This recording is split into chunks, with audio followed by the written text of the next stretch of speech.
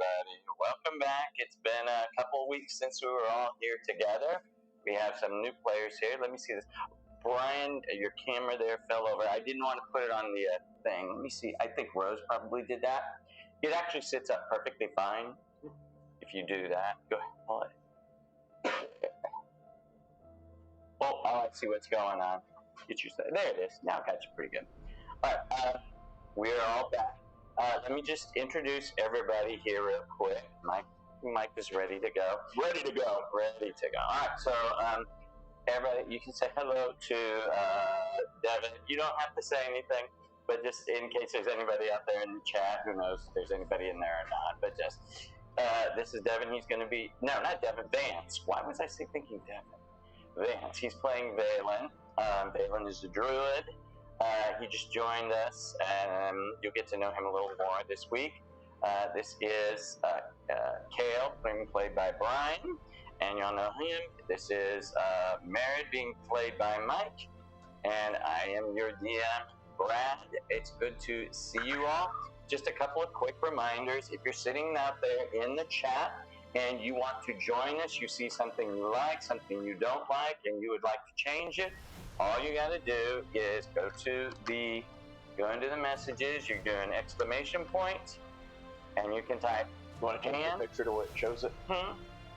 Oh, it is. It changes it slowly. Oh, I see what you're saying.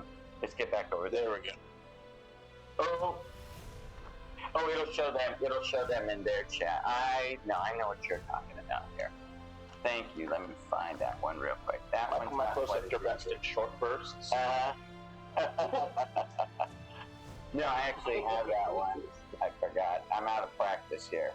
Where did I do it? I think I did it on this one. Did I do it on this one? No, I didn't do it on that one. There we go. No, it's not on that one. In any case, thank you for reminding me, Michael. In any case, if I just look over in the chat, all you got to do is, if you would like to help them out, just type exclamation point, hand, and hit enter, and it will say the Hand of Fate has appeared, and I will draw a Hand of Fate card, and it will help them. Wait a minute. Or hurt us. Or hurt you. You never know. The other thing you do, if you want to know all the commands, just type exclamation point, commands, and that will tell you any of the extra commands that I have there. There's the banana command. Please don't use it. Please don't use it for them. Knife for banana. Knife for banana. There we go. Ah, cool. There you are. It's catching up now. We amuse ourselves so much here. Cheers, everyone. All right. Don't you? No, whatever you do, don't. That is dangerous. Hashtag eggplant. Has anyone ever wiped before starting the game? So he just TPK'd us like before we started. So you're saying I should change it to eggplant, huh, Mike? Gotcha. So last week was interesting. We had 3 of us here, and there were a couple of you. Let me go ahead and stop that, and let's go. Oh no, that's the correct one.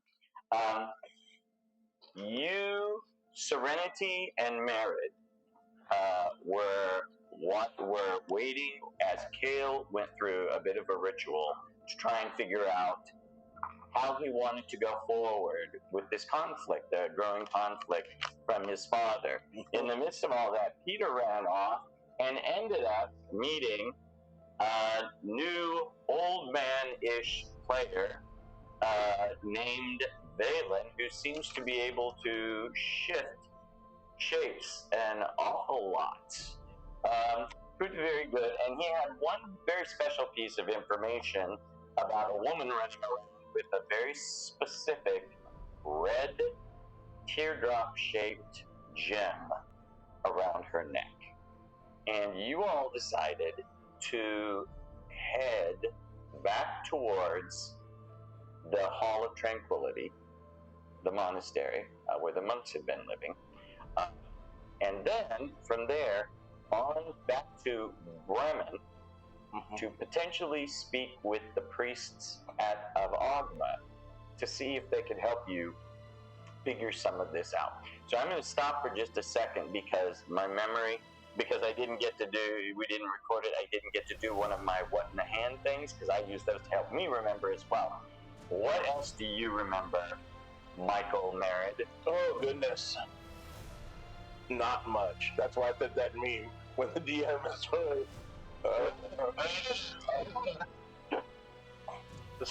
Just one thing that you remember that Valen, who told us that there might be answers to all the gems in Bremen? It was actually Peter. Peter. It was actually Peter. Peter's kind of making these little connections because he noticed how the priests of Ogma and Vikram, they have a very good sense, a very good way of being able to know what to do next and what not to do next. They might have the answer to all of these things, but you just have to ask them. But as you, but before you did that, when Valen said what he said about the woman with the red gem around her neck, it was decided that you would, at the very least, go back to the temple, because so far you have found what you now know to be the dragon talisman, the aquamarine gem, the calming gem. Let me open this up so that I have it. Oh, I remember I summoned... Too many words to remember here. I summoned that water elemental to help us in a battle by the yes, and do you remember what happened when you killed something? He took somebody's soul. Yeah. That was awesome. Okay, Shao Kahn of the water. Yeah, that was kind of interesting. Let me see if I can find those. Okay. Right. So yours is just so you have a moment. The dragon talisman. Serenity's is the wellspring of clarity. You know yours is the servant eye, and you know about the Kaldashon. You two both know that it's the Kaldashon of life, the red gem that Yanalet had around her neck. The turquoise one is the wellspring of clarity. And you used it to good effect a couple times. It's just knowing where and when to use it that's probably going to be the key, because you can't cast spells that have verbal components while it's there. And then, wait, how does that work? Like, what do you? Were you not there when that happened? Nope. Well, what happened? No, I think you were there. No. She cast it, and then you couldn't cast verbal spells. Oh, yeah, that I was. Yeah, okay. Yeah, I do remember that. And you couldn't even talk. Like, I can't even use telepathy. You can't use your telepathy because even your mind is quiet. The whole point is you focus strictly on what's in front of you. That's why it's a calming and focusing gem. And from their conversations, the gem that woman was wearing is called the Kaldashon of life. It's just a weird word for gem. And that was the red one, right? Yeah, it's that teardrop or blood drop shaped one. And you all had made it back to the monastery, but Valen knew of a separate entrance that was somewhere else that heads downstairs. Before we get to that, Kale, you had decided to take some time and go sit in one of the sweat lodges to consider your various options. Right. So we've got about a day to play with here. We won't take the whole time here. But what are the things you would do in preparation or before you went in to do all of that? As far as, like, I mean, I don't have any ratings that I'm crafting around.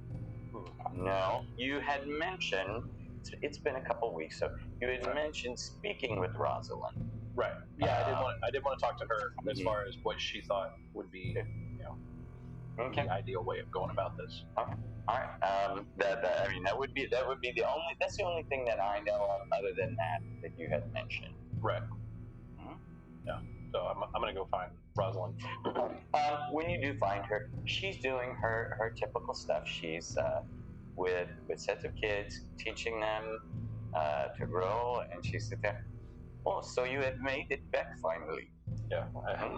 I'm just like kind of perched up on like I guess a tree, just kind of leaning up. We have been, yes, we have made it back. So, what is it that you are planning to do now? I hear that maybe it is your turn to be in charge. Not exactly something I'm looking forward to, but it's actually why I came to speak with you. Do you If have you want to know what I think about it. I don't know, she says. I know the women in our tribe are cursed if they are part of leading this tribe. You know that, right? You know that's why. I know that ever since Mother left, things have been weird. And she left because if she were here, he would still be around. At least that's what she told me. What would still be around? Him, Asha. So she actually spoke with you? I was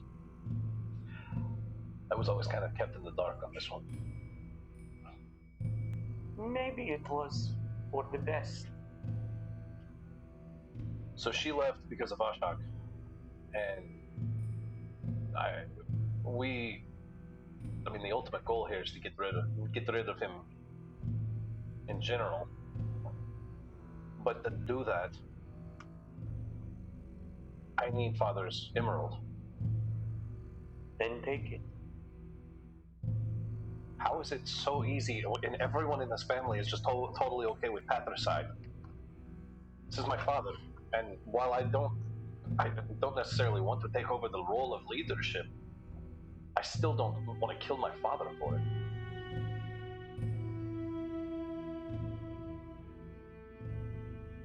So maybe there is another answer. I'm all ears. Perhaps if everyone were to believe that you bested him in battle, then you might be able to take it from him. And with it, the curse, whoever you bring to you, will take on the curse that would pass to me. And what does the curse exactly? Mother said it was something of a calling that she always heard in her head, and that is why Father would never let her touch the eye, never let her near it. So I would hear the same thing, or No, anybody? no, not anyone betrothed to you. I see. Well, that's not exactly something I'm looking for right now, anyway. So hopefully, by the time we deal with that,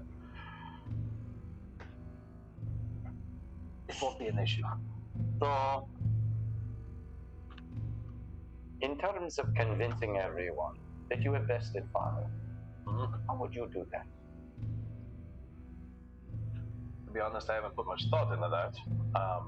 I'm more concerned the emerald itself is what is enchanted, correct? I would assume. Right, it's the one with all the magic powers.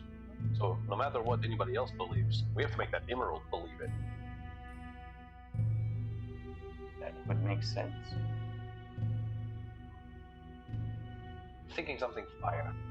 Father is a druid just like I am. There's so much fire in between the crowd and what happens. Father can get away, but to everyone else, it'll seem he goes up in a blaze of glory.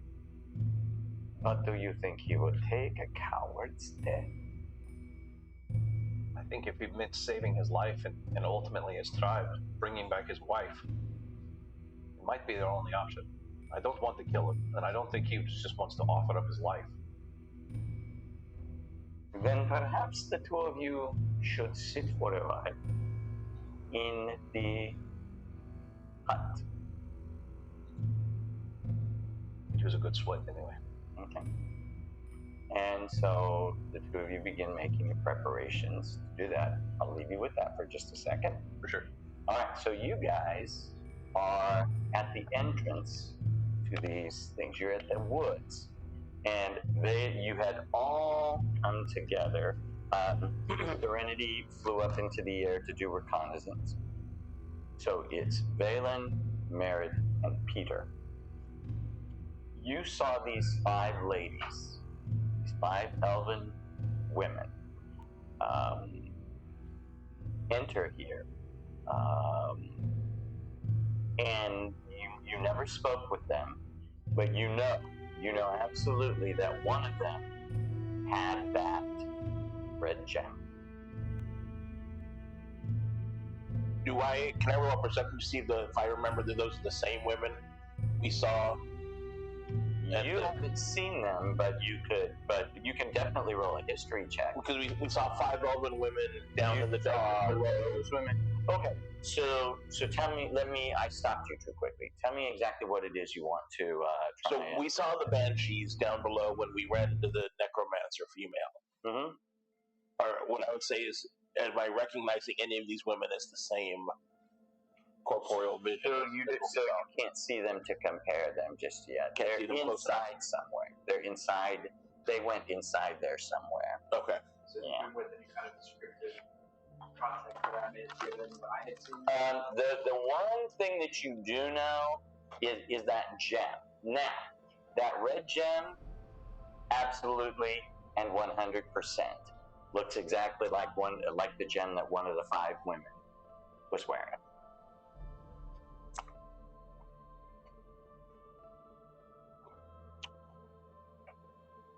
All right. Sounds like it's time to go down below. Okay. So when we got here, I was in my vulture shape and flown down where we were. Mm-hmm. And I don't remember who had said it at the time. Someone had said, "Well, I don't trust him just yet." Oh, that was me. That was you. Mm-hmm. I don't trust this guy just yet. So I'm just saying, hey, look, I'm here to fulfill curiosity. Try to scratch that. Oh, something happened. We proposed 2 different things. What was that? It was He proposed something. Somebody else proposed something else. going to the cave, like where the monastery was. Right. Versus going directly to that city where that was. And so we decided that because we had to choose who to follow. Because the monastery was on the way anyways. That's why we decided to do it. Because I have no incentive to go to the city, but I didn't want to engage these strange, weird-looking women at the time, so I just avoided it all together. But now hearing that they might be some involvement with these weird, interesting characters that I just met, it seems like a good opportunity for me to go and be curious, be inquisitive. Yeah. So then Merritt would look at you, Valen, and you know that what we're about to see is not friendly. We might be in great peril. Although we've just met, I told you, I don't entirely trust you. But there is some. The seed has been sown. We will see if that grows into something that we can build on if we encounter trouble down there. Fair enough. So they'll just flash a mischievous little grin. Sounds good to me. He's like, whatever. Good old Peter. And what is your character like? He's an old human. Gotcha. Human character. Cool. all right, so describe to me, for the sake of describe for me what is it? How you're actually getting in there? You just walking? Tell me what you're doing to get there. Well, what is the actual cave? It's about 20 foot tall. At here, you wouldn't notice it as an entrance. It's because it's hidden by so many trees. But you saw them go back behind it, so you know it's there. And as soon as you get there, it is pretty tall. Once you're in, it's going to be difficult to get out, just so you know. So just running in and out won't be simple. And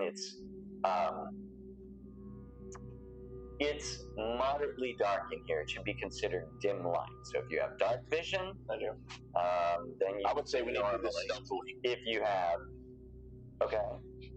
The clanky ass scaly dragon said, "I'm not clanky." Okay. So when you say it's difficult to get in and out, can you clarify?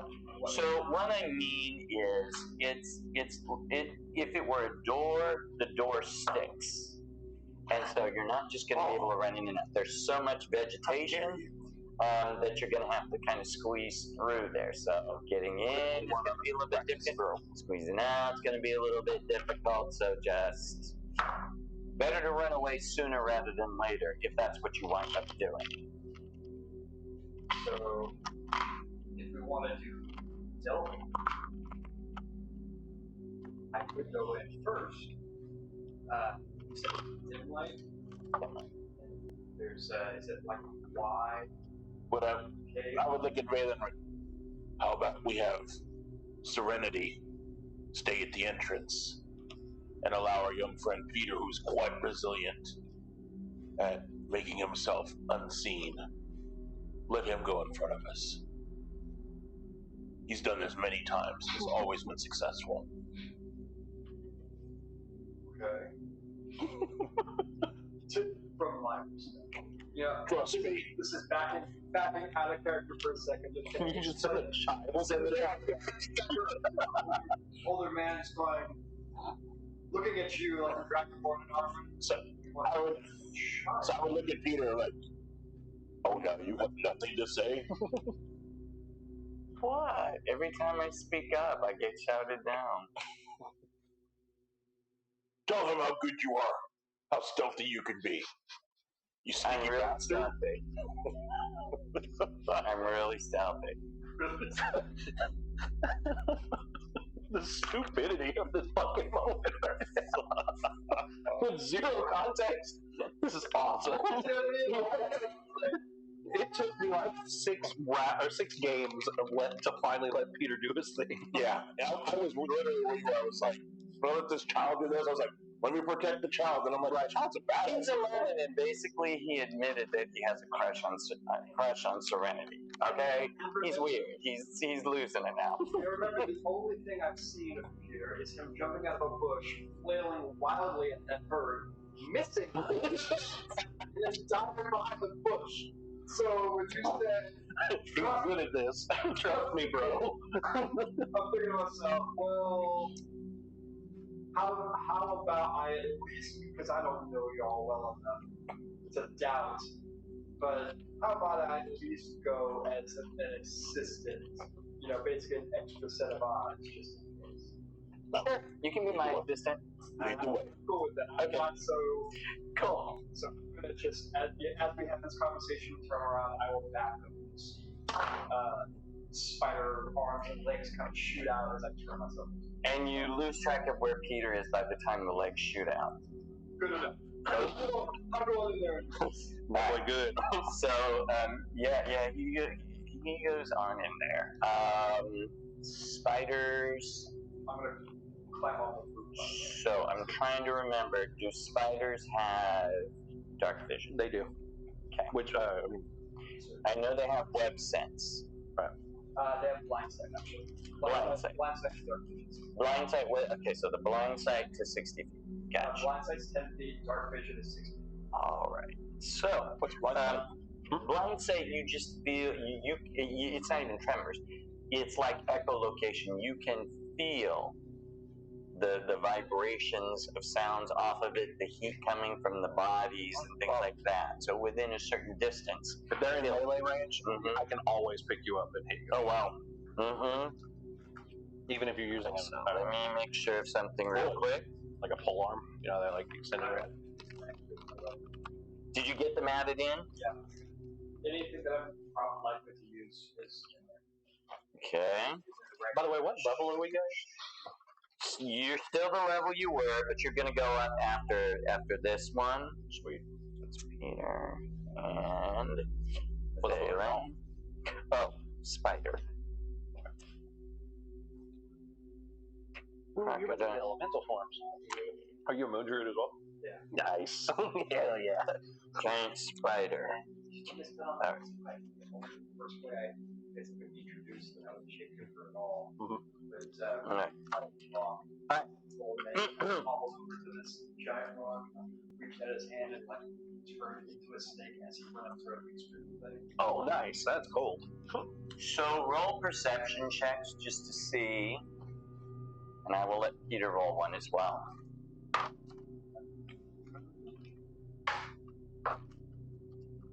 Okay, Kale's gonna like him. You see up ahead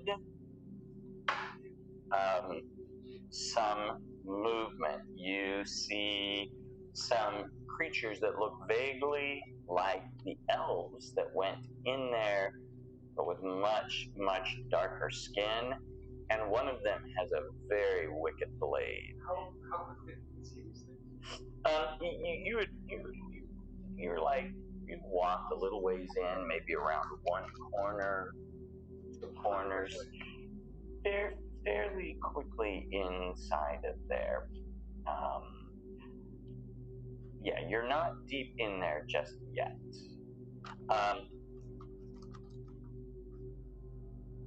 And okay, so you have blind sight. So what you can tell is Peter is continuing to move forward as if, to the best of your knowledge, he just doesn't see them. He doesn't see them. He doesn't see them. But they don't seem to see him either. Okay. And then he gets to that spot right there and he stops. See? Yeah.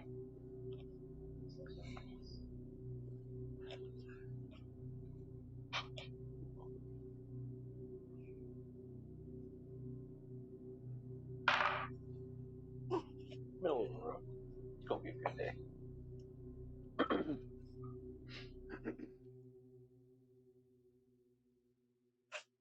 By the way, this episode is filmed in front of a live audience. Puppies. Oh. Boy, they really are just Like all three of them engaged today. So, what would you like to do? I could have sworn that's the way we could actually see them now on this. There it is. Fine. In here. Alright. And what you can see from where you are, well, Where's my... you are here, back over here. On the ceiling somewhere. Yeah. And I'll go ahead and put the blue around you so I remember that. But Peter's over there and you stop, and he just kind of turns around and he's kind of looking for you. He can't find you. Very obvious to tell. Okay. So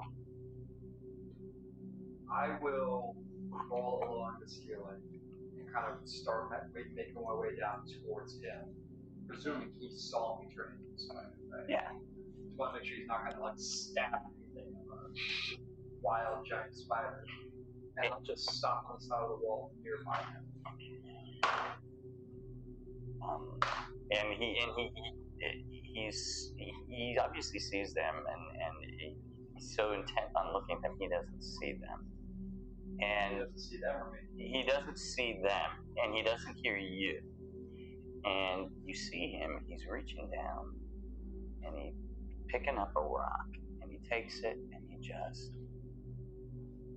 he chucks it down that direction.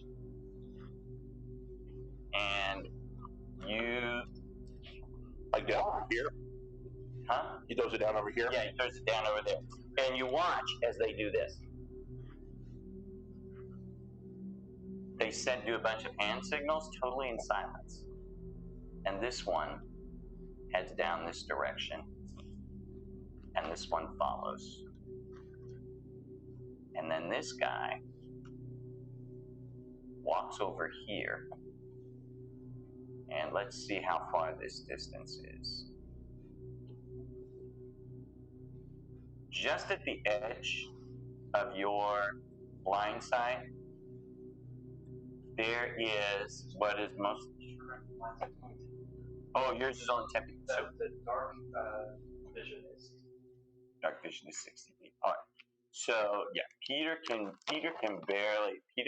is struggling to see. He can't see any of this. But what you can see out there is a cliff, a huge cavern, and there's a bridge over it. On one of the bridges, there is a dead elven female, and this one guy here, is now leaned down over a body, looking at it. The one that's far off on that side? Yep. And Peter doesn't see this at all? He can see it, he just doesn't know what to do about it. Okay, what about these other two on the far right? They just ran off investigating something, looking at something.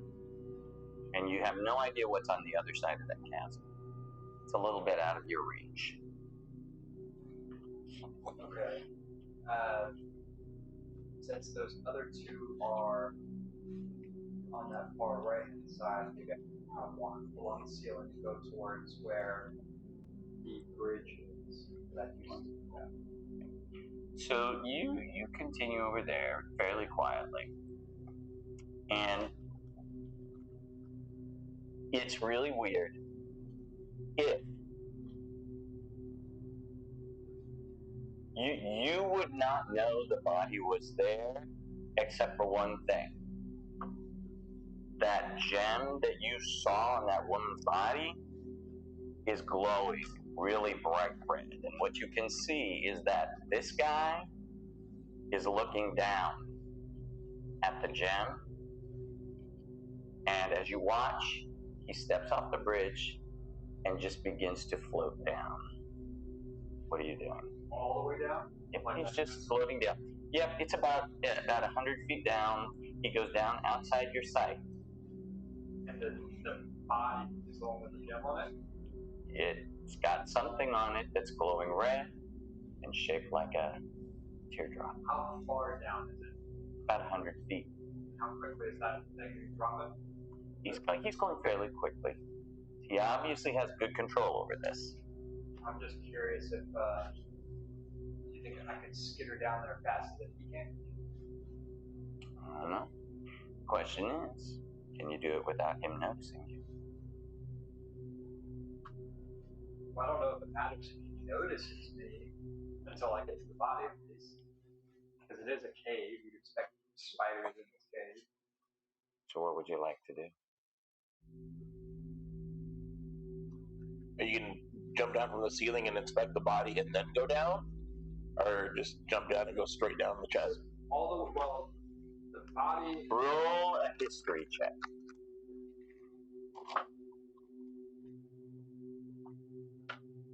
That's 17. This guy is a drow elf. He worships spiders. He worships spiders. Okay. And just for clarification, you have two things marked here on the map. Which one? There's two of them. One, it just looks like a regular dead female elf. This one is the one that has the red gem on it. Okay. So I'm wondering, and so that gem is just on like a necklace? It's what you saw. Okay.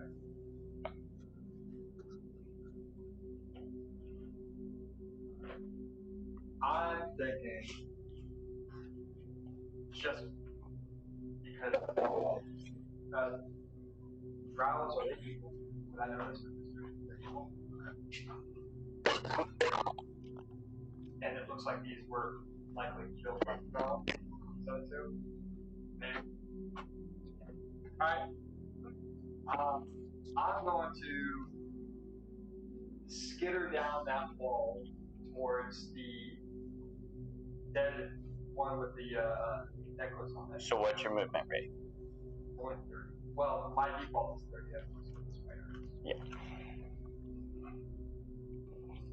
And then by the way they're walking, we'll take a little short break. So you can double move down and actually go faster because he doesn't seem to be in any hurry. All right, so you make it down there, and he is descending and descending around you. What do you do when you get down there? How are you getting this thing off? Well, I was actually kind of thinking, how big is the body? The body's just human, just it's the size of a human. It's a female elf. But it says something where I could put it up and drag it off. You could drag it off because you can drag things your size or smaller, but you move at half your movement rate. And the body's obviously dead. As a spider, how quickly does it take to like this? It would take you a while to wrap it, but just to snag it up and carry it, that's totally different. Because you could pick it up in your pincers and just carry it on. Run, Forrest, run! Just what I think I will do is I will grab the body itself, as though I'm going to be consuming it or something, and drag it off further down the crevasse. And what I want to do is I want to try to get it out of sight if possible, put the body down, grab the necklace, and then try to make my way out. Okay. So you do that. When he gets down there to you, he's... So, as you're picking it up, that's when he arrives down there. What do you do when he sort of semi-challenges you for the body? What do you do? Challenges you as in he speaks in a language you don't understand. But it's not very nice, whatever it was that he said. The way he said it was not nice. No idea what he said. And he says, once I can get the body with this. Alright, I'm just going to lift up, make myself look as big as possible, just briefly, and then scamper off as quickly as possible. Okay, so you scamper off as quickly as possible.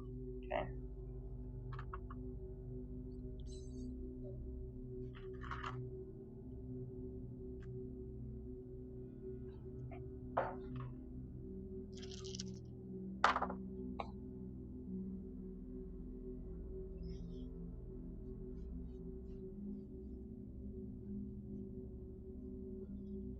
Okay. All right. So you scamper off. I'm just going to try to take it like further in. Whatever. Okay. So you take it further down that direction. He's not following you at all. Huh? All right. What do you do after that? As soon as I am out of sight to the knowledge, I want to try to get just that necklace off, and then see if I can find a way to discreetly make my way towards where the last place I saw Peter was. As you ascend, you see him standing over the two dead bodies of these two over there. And he's taking their little crossbows off, and he's like, okay, this is nice. And just putting them on. He's now he's now Ezio. Yeah, he's greedy. Ezio meets Harry. So, you can move the spider? Yeah. Okay. So if I'm like coming up this way, I'm coming up the wall. Yep. I just want to walk over, like just right here. I'm not making myself, scarce right now to him. I'm basically just trying to make myself obvious, so he can see me. And assuming he does. Yeah. Did Peter kill those two drops? Show that I've got the little necklace or whatever it is. Just kind of want to drop it off at him because he's probably speedier and more stealthy than I am. Well, you don't have pockets either, so. I'm just carrying. Spiders don't have pockets. That you know of. Squirrels. Yeah, here. Okay. And he picks it up and he carries it out of there. All right. So they come out of this thing. They got the gem. Do you bring the body with you? I left the body. Let the body down there. All right. He let the body He hit. says, okay. Oh, so left the body inside. Inside. I didn't know what the importance of the body. Oh, excuse me, anybody happens to be out there, was that? So they come out, they have what you would assume is the gem that you saw on that one woman. The easiest stealth mission. And Peter has these two little crossbows I would. on his arm. Huh? So they both come out. Yeah. So I would be bewildered. I heard no sounds of a fight. I heard no screams. How have you both come out unscathed then with the amulet? And most importantly, you didn't need my help at all. It's okay. We will need your help sometime. Peter, shut it. You've probably found new toys as well. He says, yeah, they look kind of cool. I'm going to have to practice with them. Yeah. Gonna have to practice with them. All right, let me do this real quick because they're gonna one of them's going to explode real quick and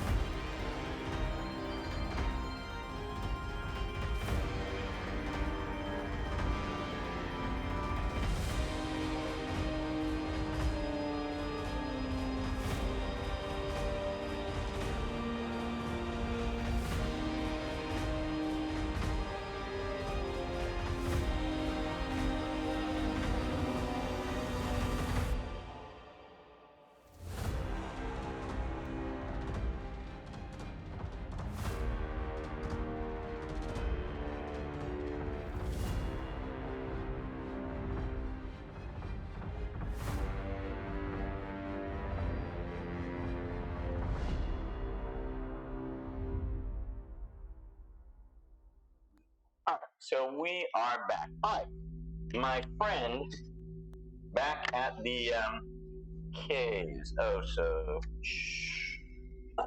let's go back. I mean, in the sweat lodge. So anyway, I started blasting. Okay, so you started blasting. Yeah. Just like everywhere. Just murdered the whole camp while you guys were gone. Okay. How did that go? I woke up short. Yeah. Were there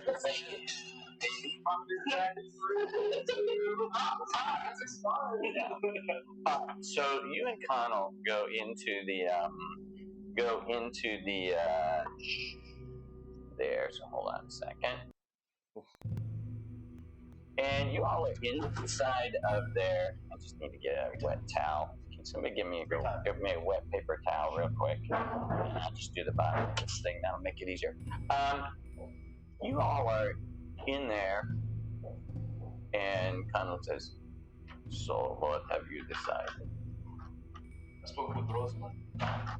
She has a good idea. I'm going to run it past you. Okay. The way the gym works, the tribe must believe that there was a duel. Yes.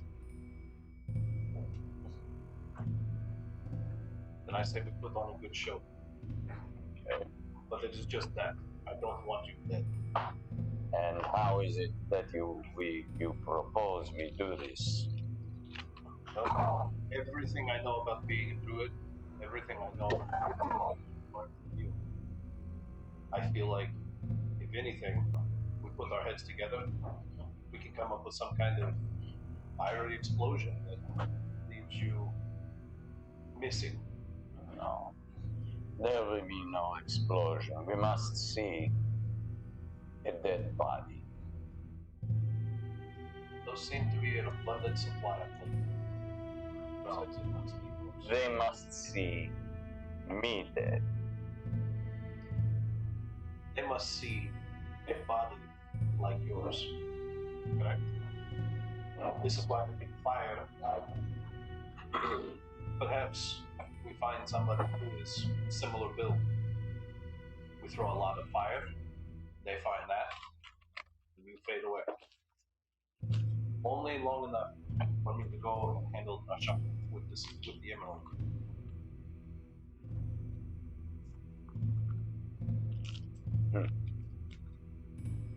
Oh, okay. So who? So you want to go find a body used to replace mine? That is the idea. Okay.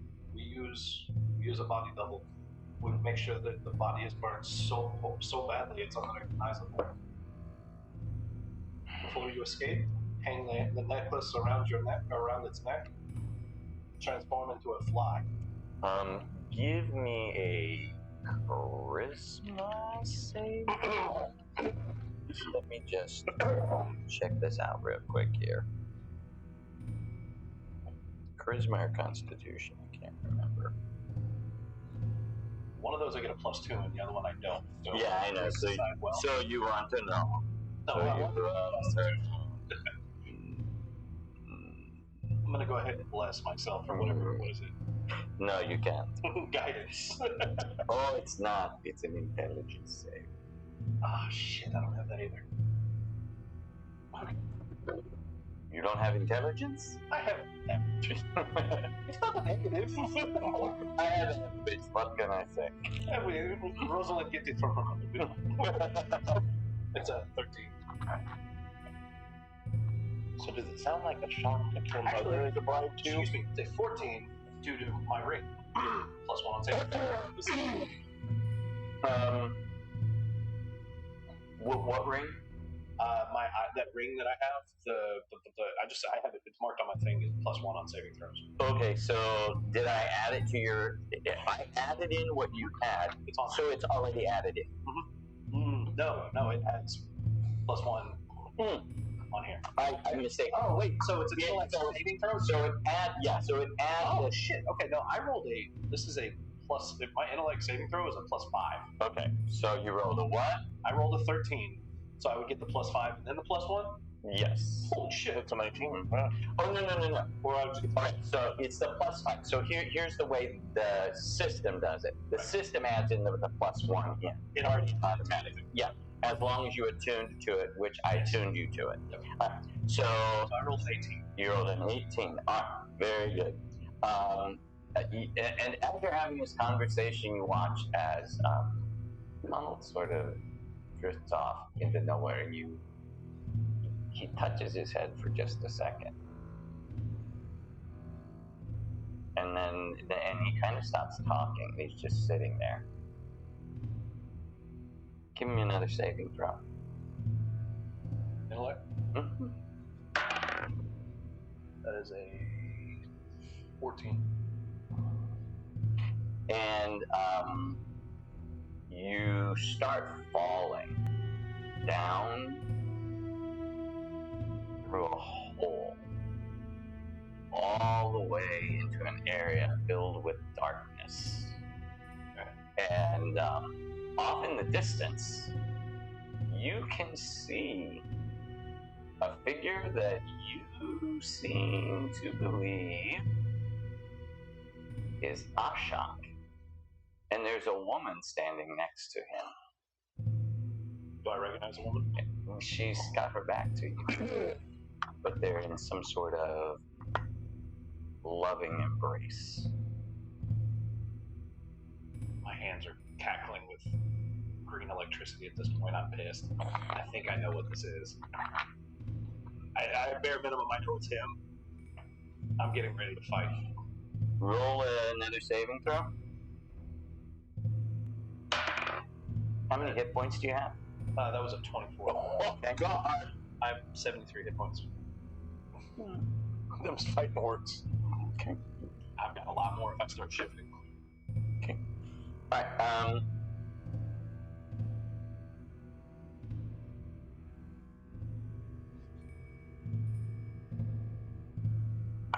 So you do what?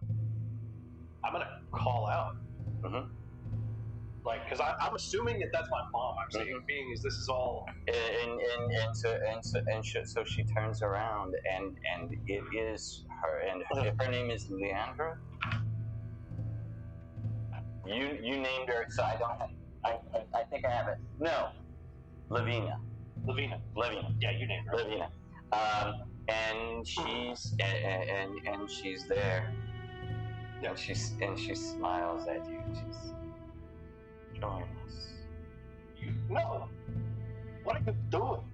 You join me. Get away from him.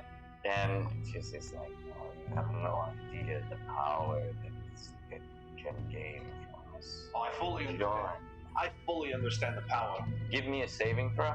Yeah. Intellect again? Mm-hmm. 14. Okay, good. She says,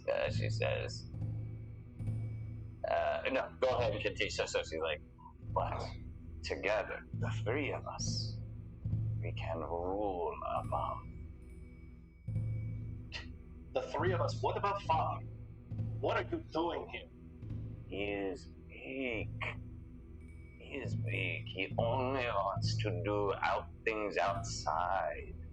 We are the ones that can help.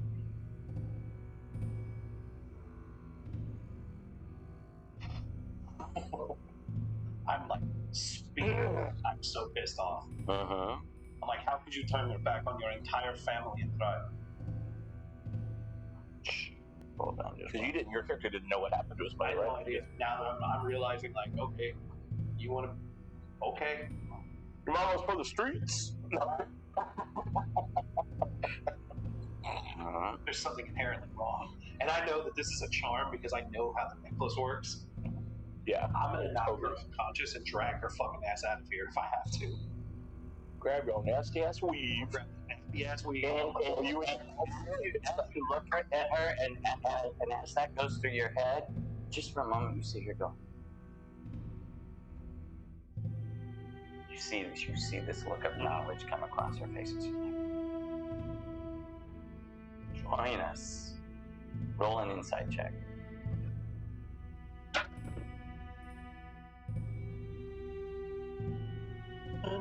That's 20. 30. She's not charmed. She wants this? She's in control of herself. Okay. Maybe she's protecting you, though. And she's...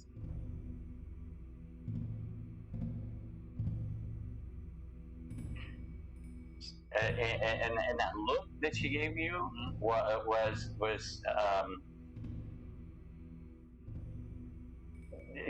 one to try and tell you she's got him weak. He's not in his right mind now. Cool. Now is the time to do it if you're going to do it. Absolutely. I'm blowing the horn in my neck. Okay. I'm bringing the fucking army out, and we're going to war. All right. So you do that, and they show up. Mm-hmm. Give me another intelligence save. Keep rolling well, my guy.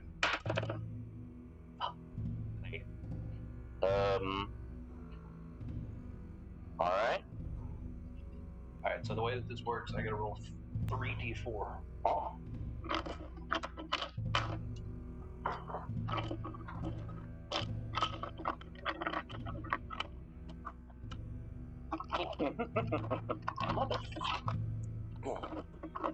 Thank you for all the dice, but fuck you for all the dice. 2, 4, 5 plus 3. So I got 8 of these guys. Okay. All right. So you run forward. Tell me what you. Right. So I'm blowing the horn and I'm sicking them on him. All right. As I do that, then I'm going to cast Sicking who? all of the soldiers, the army. Ghost army. army. The ghost army. Okay. At the same time, I'm going to turn around and I'm going to cast. What is it? I'm going to hit him with Call Lightning. Okay. This space is actually an open, dark void, so you could. Right. So I'm going to hit him with a 4th level Call Lightning.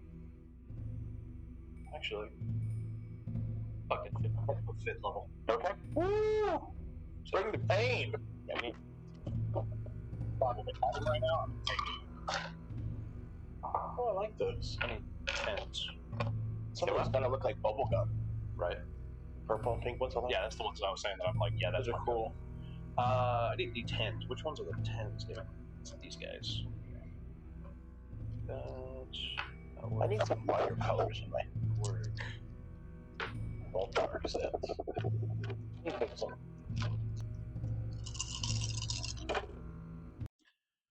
Oh yes.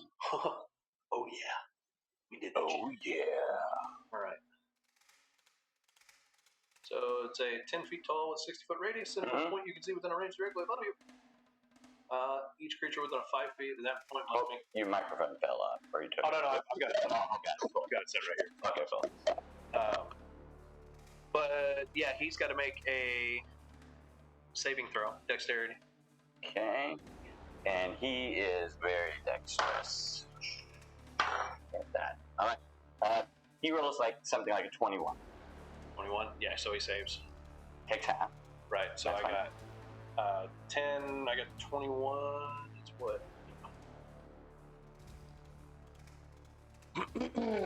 Right. So I'm so sorry, guys. It's been a minute since I played, so I'm still not happy right And now. you were not ready to do this. I was not. I had no idea this fight was coming. We got 11. Which is how I know I did my job. 10. That's 21, 28. 20, gotcha, cool. Yeah, So so I take 14, 14. gotcha, cool. And you want to see heals part of As this? a bonus action, Mm-hmm. can I shapeshift now? Absolutely. All right, cool. So I'm Alright.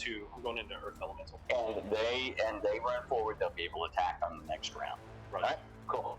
And he does his thing, and he raises up his hands, and he throws out a fireball, a huge fireball at them. How many hit points do they have? They are all fucking. They're pretty decent. They're barbarians. Excuse me. They are berserkers. So I got to look up the stat log for a berserker. So they're about 48, 49. 5d. Huh? Right? Hang on real quick. I'll let you know. Okay. So 8d6. Even if I have that, that's if I even just do 5. 8d6 would be 4. 32 points, They and have half of them 67. 67. Cool, got you. So they take. Let's round that down. So they all take about 27 points of damage. All right, cool. So they're at 40 health. Yep, cool. All right, that works for you. Your mother steps over to the side.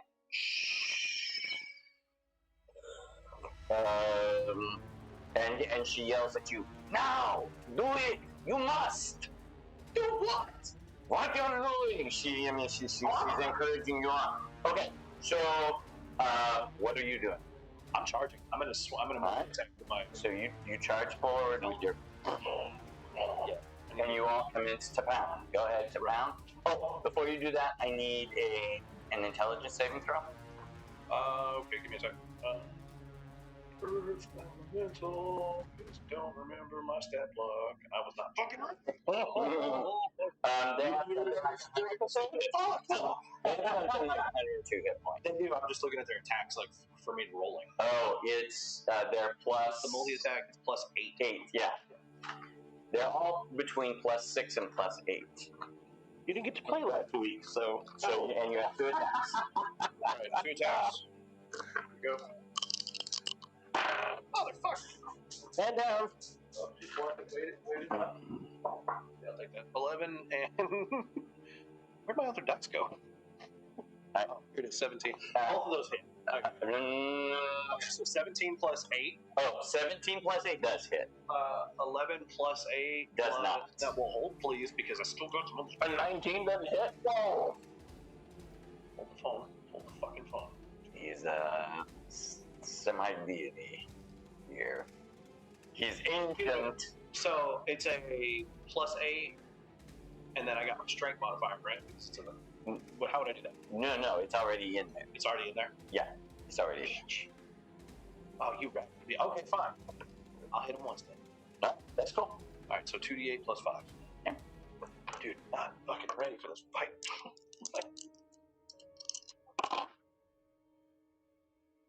Oh, fuck yeah. 16 plus 5, 21 damage. Alright, and you watch as you hit him, and after that, he heals a certain amount of the damage. Go ahead and attack for your guys. Alright, so. Oh, you need to give me your intelligence save. Oh, no, or did you already do that? Yeah, go ahead and do that. Is it like. Do your intelligence save. That's 13. Okay, good. Oh, no. Got it. You get this sense that even though you're in this big, strong, this huge, powerful body, this sense of weakness, your body is just feeling weak, and every time you bring your hands back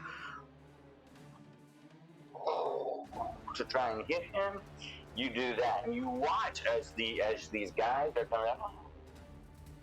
Very weird shit happening. It just looks odd, and it reminds you of when the guy slipped you whatever. Yeah. On the boat before marriage. Okay. In any case, give me their attacks real quick. Okay. So they bloodied frenzy. So while bloodied, the berserker has advantage on attack rolls and saving throws. Okay. So they're damaged. So they get advantage. Mm-hmm. How do you want to do this for all of these? So what if I roll like what? 2? So this is where that thing helps. Right.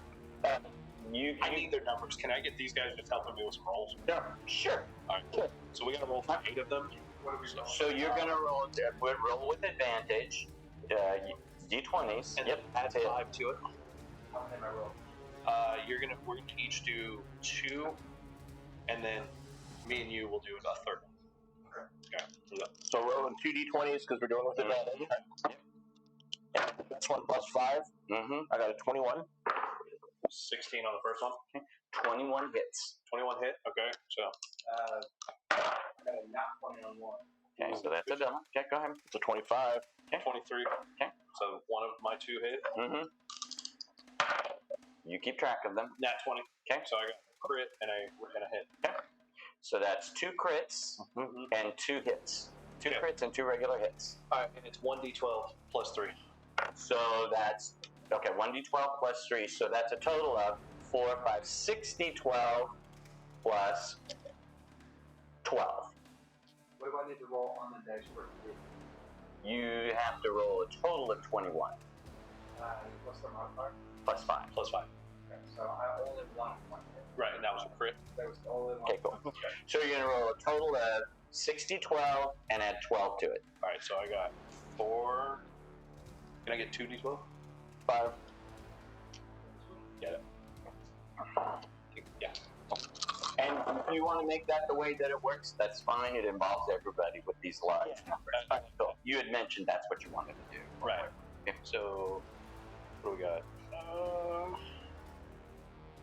10, so that's 20. So 37. 37. And then those are some pretty good hits. Basically what happens is they hit him enough that it looks like they pound him down in the ground. But as he goes down in the ground, you can't tell if it's the feeling of your body, this new body that you're in, because is this the first time you've been in Earth Elemental? Second. The body is like weighing you down and it's pulling you down to the ground, and your mother comes over and she asks you, "You did it. You drove him away. Now, what can I do to help you?" Sober me up. Really high right now.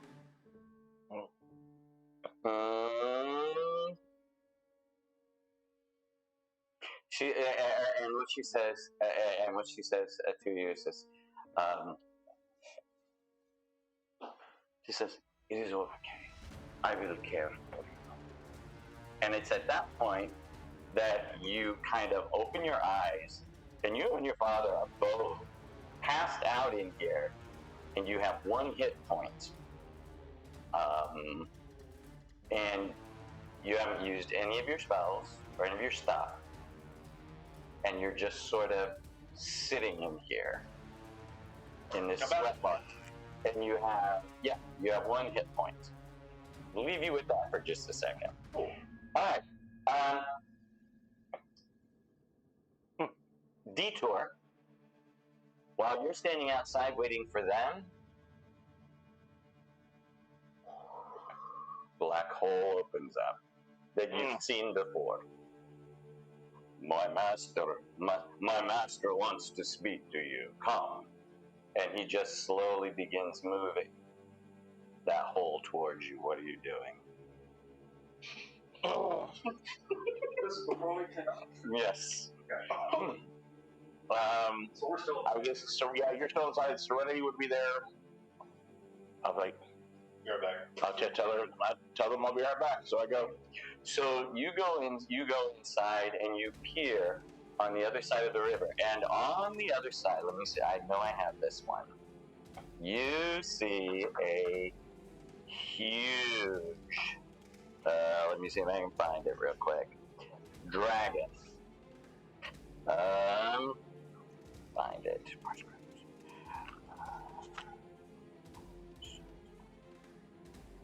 I don't remember which one it is. This one. Yeah, there it is. All right. And on the other side of this is a huge dragon. And right over here is a huge set of pearls. This dragon isn't like the other dragons, so that you've seen. You see some big red scales, but it's very shadowy in its appearance, as if it's almost dead. It says, "So you are the one who has the talisman now. Tell me, thief, how is it that you came by this?" And it just moves forward to the water and slowly starts putting its body down in there. First of all, I'm no thief. My name is Merritt, and I came across this. What is it? The dragon. This is a dragon. No, what is the name of my animal? The dragon talisman. Dragon talisman. Yeah, I came across this dragon talisman. Honestly, a part of it came from my father, and the other part was given to me by the great Nazim. Mm-hmm. And he's swimming around in the water, and he goes completely underwater, comes up, spews water everywhere, and what you can see as he spews it, there's like, it like hits on the rock, and it like starts dissolving parts of the rock, but you can tell this guy's a showman. This is a bit of a rock, but there's also some sort of like shadowy stuff that's coming from him. He says, so what are your intentions with it? You know its purpose, right? Well, no, not entirely. I am with a group currently that is trying to battle the forces of evil that are taking over this area. We're looking to collect amulets of different colors so that we can fight a shock and his undead that are trying to undo the balance. So you know who it is that you're fighting, he says. Yes, I believe so. He says, where are you? Where are you? What are your plans for him? Practice the showstopper. My plans for a shock? Yes. I believe our plans is to vanquish him. To destroy him and make him release his hold on the many brides he's taking across the and as you're saying that, he comes up over here and he sort of comes around. His tail is just sort of there, and he's just sort of. But your plan has got to be much better than that. I would go in and take care of it myself, were that it. And as he gets closer, you can start to smell he reeks of death. And you can tell this guy's been there, has been dead for a long time. He's a dead dragon? Yes. Wow. And so he's like, if it weren't for that, I would be going myself. I would. And he right next to you just opens his mouth and just the loudest smack that you can hear right next to you. He says, I would be taking care of this myself, or I would send. And he looks at Norcrip and smiles at him and says, my friend to take care of it. And Norcrip just kind of smiles, but he's very, as you wish. You know, as he's standing there, he says, your plan must be much better. This guy is cunning. After all, he stole my mother from my father. I hear that is a common tale of what he's done. I hear that Ashok ruined many lives, stole many women from households and families and children that cared and loved for them.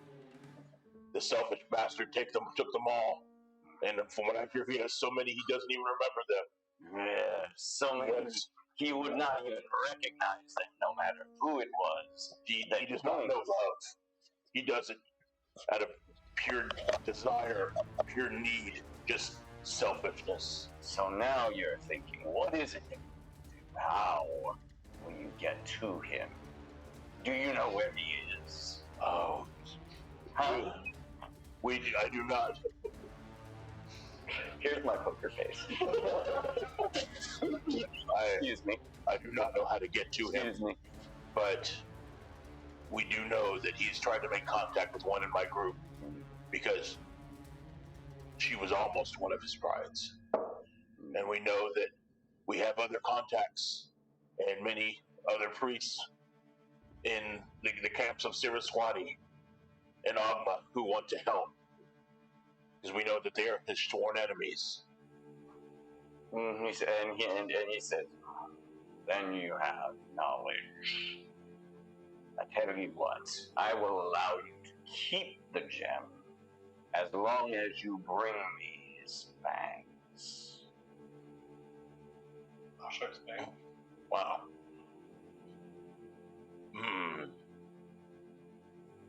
That sounds like a good deal. I think you can do better. Shut the fuck up and take the gem! Shut up! He just hears that. Yes.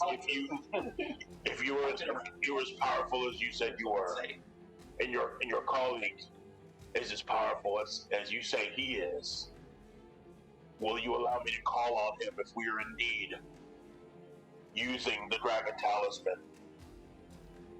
And what's interesting is Crib Kriv is wondering about this. For the first time you hear his name, he refers to himself in the third person. That's the dragon? That's the dragon. Northrith is standing over there. He's kind of got a smile on his face. Would it not be more satisfying to you if you had a partial hand in this destruction, in getting partly your revenge on the person who did this to you? Okay, and so it is. He says, perhaps you will have to leave the talisman with me then for the moment. In order to find you, my associate will have to modify it.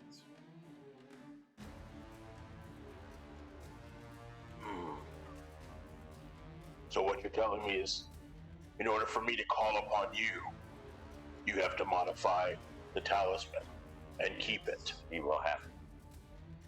You're asking Give me a few days. You're asking for a lot of trust.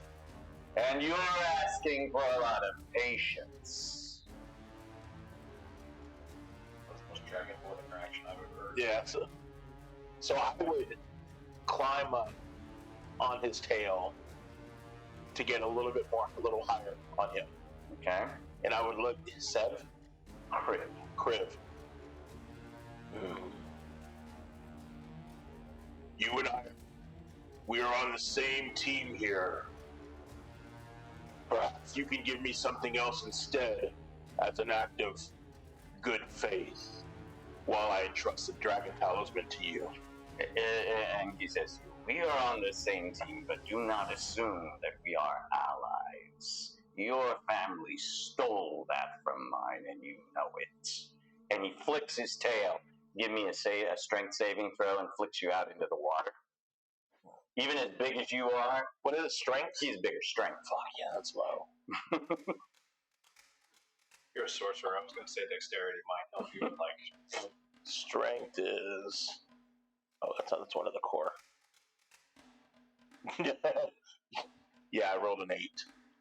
The -1 modifier. He easily puts you out there, and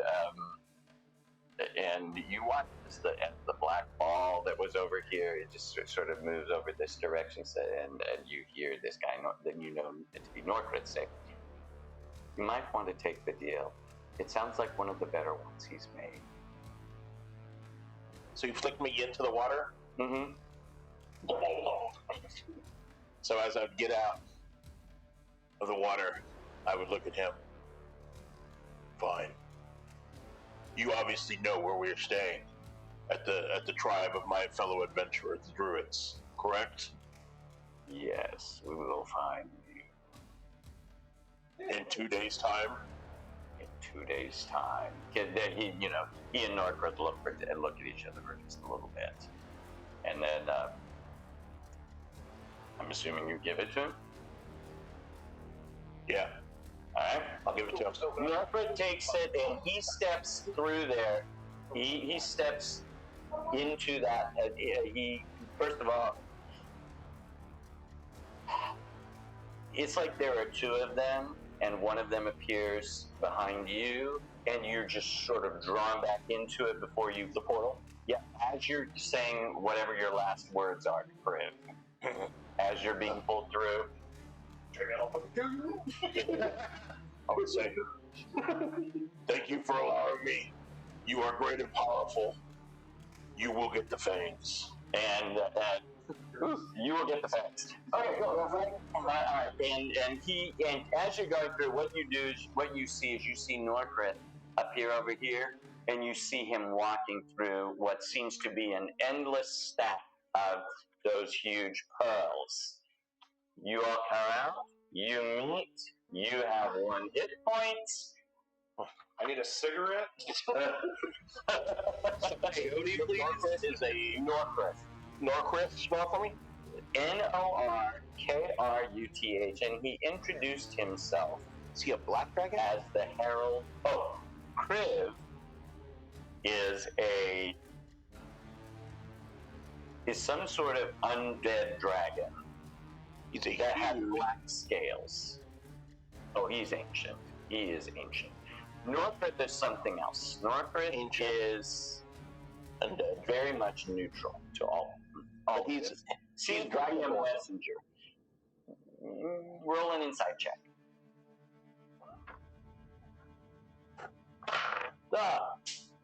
Not meant to be. 14. That's 20 plus 3 is 17. Alright, so remember what I said about dragons right now just sort of being neutral. They're not really good and evil ones. He's sort of the messenger for all of the most powerful of them. He has no stake in any game. He simply goes and says. So the fact that But he turned into a dragon. He did it once before in front of me. Yeah, he did. And the fact that he actually smiled and is all of a sudden on this guy's side is a little bit, It begs a question. Okay. So you two are reunited.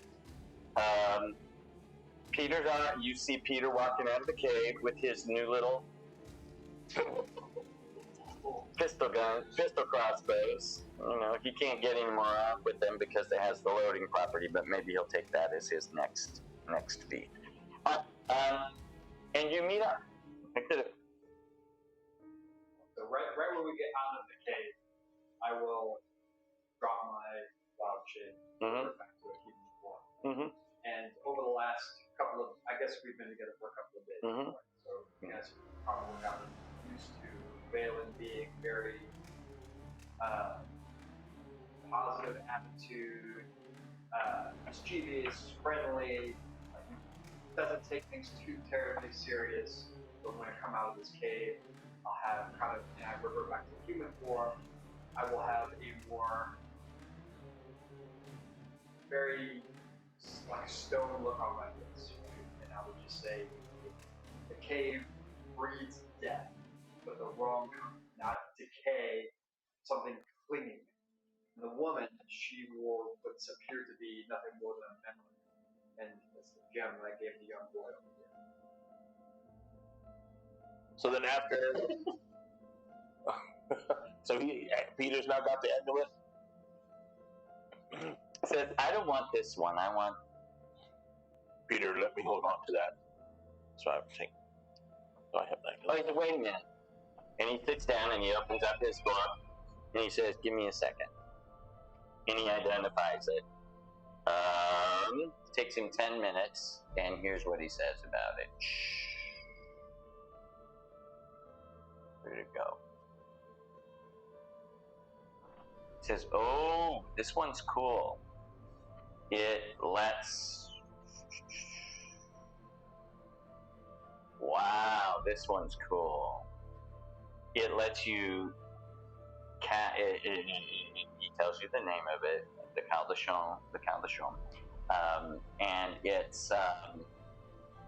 allows the person to cast Healing Word at 2nd level. Oh, wow. Once... Sounds French. Does it help you retreat? Caldachon. No, Caldachon is the name of the gem.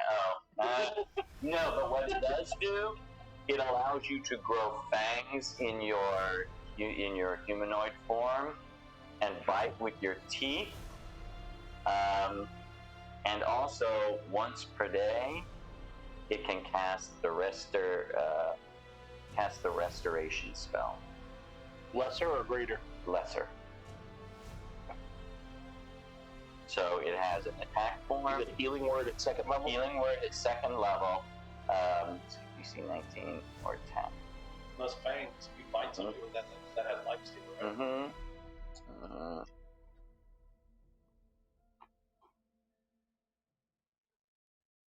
Yep. Yeah. Yep. So there we go. So basically, this of all of what you found so far, this one is the most vampiric in nature. Take that for what it's worth. Still think you should retreat. What's the voice? Peter. Peter going to say anything else at all? I mean, he said, well, that's what it does. He says, I want the one that my mother had because it was really nice. And it allowed her to do a whole bunch of stuff. Or at least it was that or something in her book got us out of a lot of trouble. Okay. Do we have the one that's mother had? No. Yeah. It's in the tentacle of the Kraken. Gotcha. This is all Peter's gonna say. Which one was that one? That was the amethyst? Yeah, that's the amethyst one. And he looks at you and he's like, you seem puzzled. Oh, a little bit. Oh. Is the appearance of the drow in this cave not something that breeds concern? He says, well, Morito, she was kind of vampire-y, and he points to Serenity, says, and she used to be, but she's not so much anymore. But she said some of her people went underground and became drow. They became dark elves. Have you encountered drow on your pursuit of these other gems that you have? No, but we've come. I don't believe so. We've run into spellcasty people from the sea, and he wouldn't say it like that. He's a little. Yeah, I don't know why he's talking like this. No. We've run into spellcasting people from the sea, and we were in prison, and there was a giant kraken that was eating the people that were being thrown to it, and we ran into giants. And giants, and then there was this water spout thingy guy that gave him that. Hey, what did you do with that thing around your neck? So I don't have to waste time, I would tell them what just happened. And I would say, before you question, please know that I felt that this was the right thing to do. Other than the fact that I don't think I would be here now standing if I hadn't. But I feel that although he may not be our ally, he is on our side in this battle.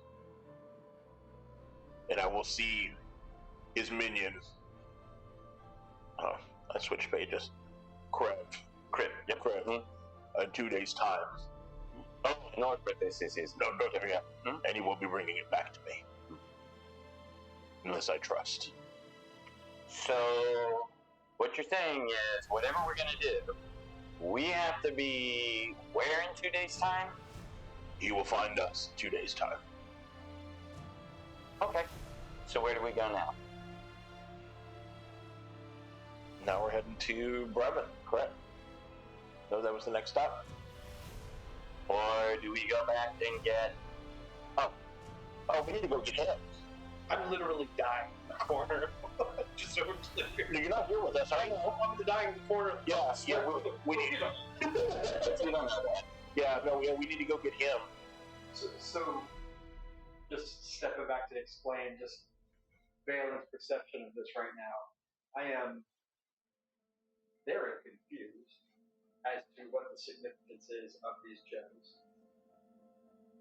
why you're pursuing them, and something that was apparently so easy to obtain, which is this gem that we just got right now. What significance does this have? Because I wanted this to come down because my friend, you are greatly mistaken.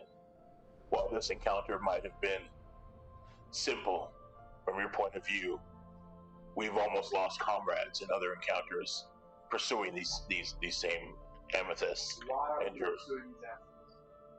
Because all of these have been given by Ashok to his brides, and they have different powers.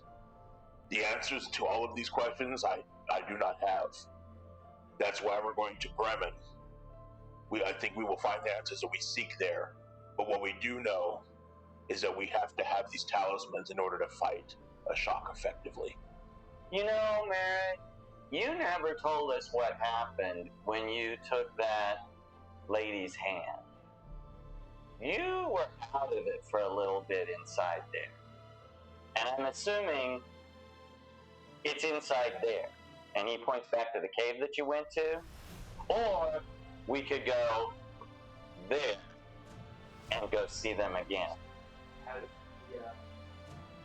the significance of these rides, you said it was just willy-nilly, doesn't know any of that. Is there any significance of these rides? They all seem to be pretty significant the way it's looking at tribal leaders, the significant others of powerful people, it seems like. Well, from my perspective, who's not seen anything but this encounter right now, we just went in there, found the dead, what you're saying, ex-bride of Ashok, laying in this cave. We have no understanding of what killed her or why. With Drow in this cave, with no understanding of why they're there or what they were pursuing.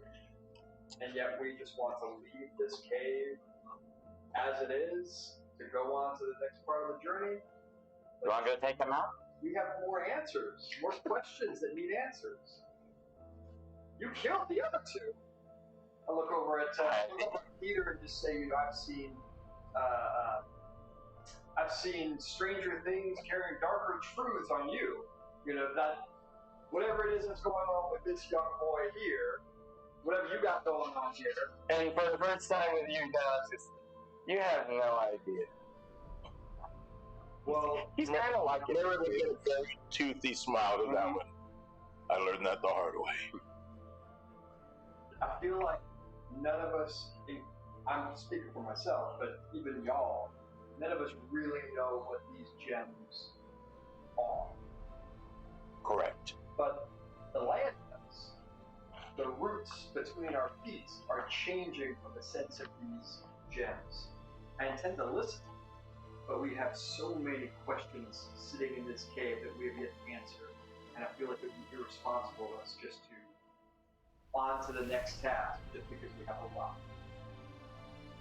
So Peter puts out his hand.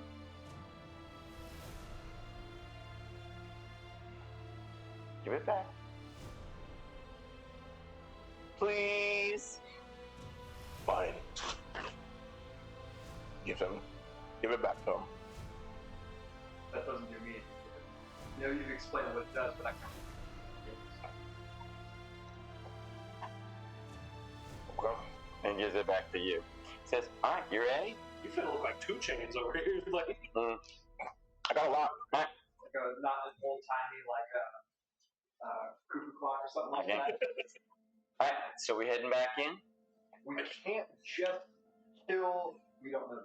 We don't know that you're there. Like that. Yeah, we don't know. We can't just kill that crowd. There's only one left as far as we know. As far as I know, I only saw 3, right? You've entertained 2 of them. Those 2 were easy. Well, that doesn't mean the third going to be as easy, nor do we even know that there's a... Oh, see real quick. All Drow are evil? Okay. I'm asking you. No? Or, I mean, let me ask you one question, Valen. Not necessarily this. Valen, when you've gone out on a hunt and secured enough for your people to eat well for days, do you continue to shoot prey? what would be the purpose? Exactly. You went in and secured what we were looking for. Why do you seek more trouble? I will go with you if you believe that there is a deeper secret. Just for clarification, we went in and found what you was. I was. And you agreed to come with us. I'm looking for answers. I want to know why. Just going in there finding a dead body doesn't answer any questions. Oh, all of those ladies, and then I get to you. But all of those ladies had one of these necklaces, and their bodies are, and he points in both directions. In there, stepping into the ground, going somewhere, and coming back. And he points at up at Serenity, and he says, at one point she had a black heart thing around her neck, like she was real. And this is where, and he says, and she was trying to get to this guy Asha, and and he looks at you and says, "Can I trust him?" Yes. And I know because my mother was the newest one of them. This guy Ashak, he gave her a purple version of one of these things.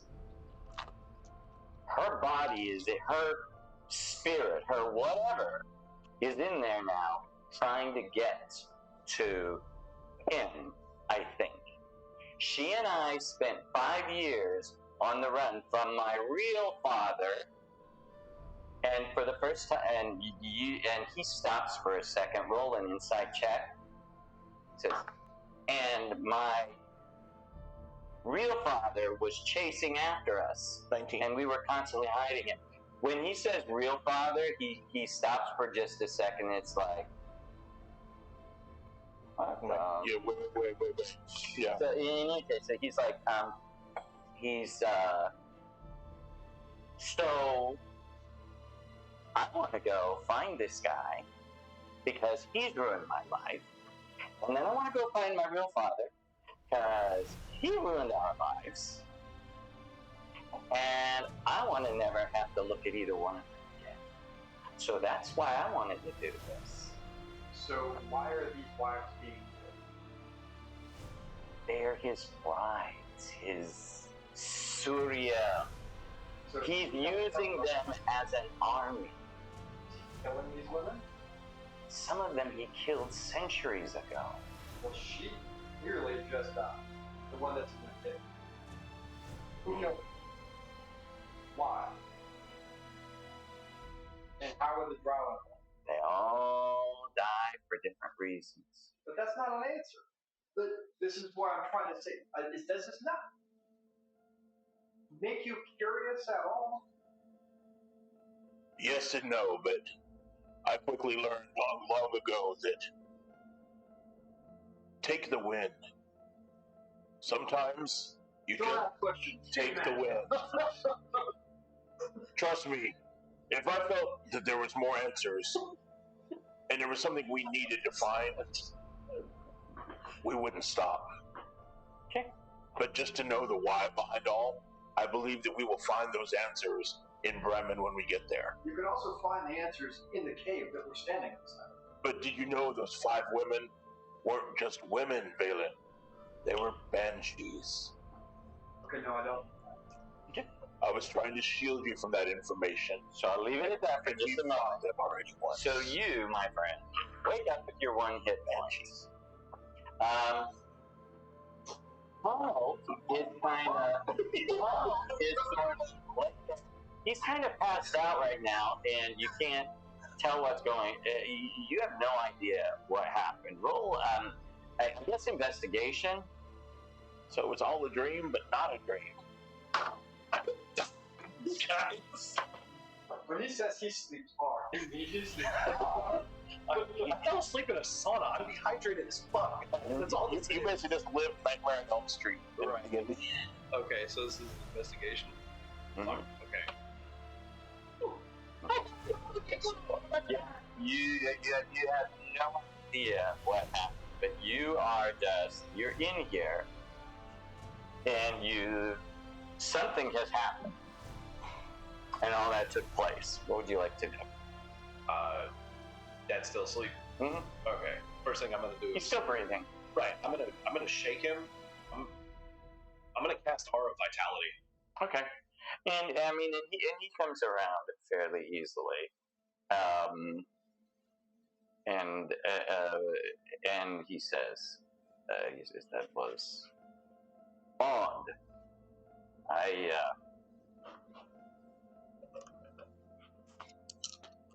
Your mother is still alive somewhere. You don't say. I hit for 6. By the way. And it just keeps happening, and he's old enough, and his hit points have actually started to decrease, so he'll get healed quickly. He says, so now what? So now what do we do? now that we know these things, I mean, she's still alive somewhere. She's still alive, and she's not. Did you see what I saw? Like, what did you see? See, I saw her running happily through the forest somewhere. I fought a shock. Okay, I almost died. Somehow, it felt so real, and I am so drained right now. It is the power. It is the power of this place. It shows all of us what we wish to see the most. I found my mother. She was by his side, but she was not taken by him yet. So we must act quickly. Very quickly. We need to get. Yes, we have to stop this.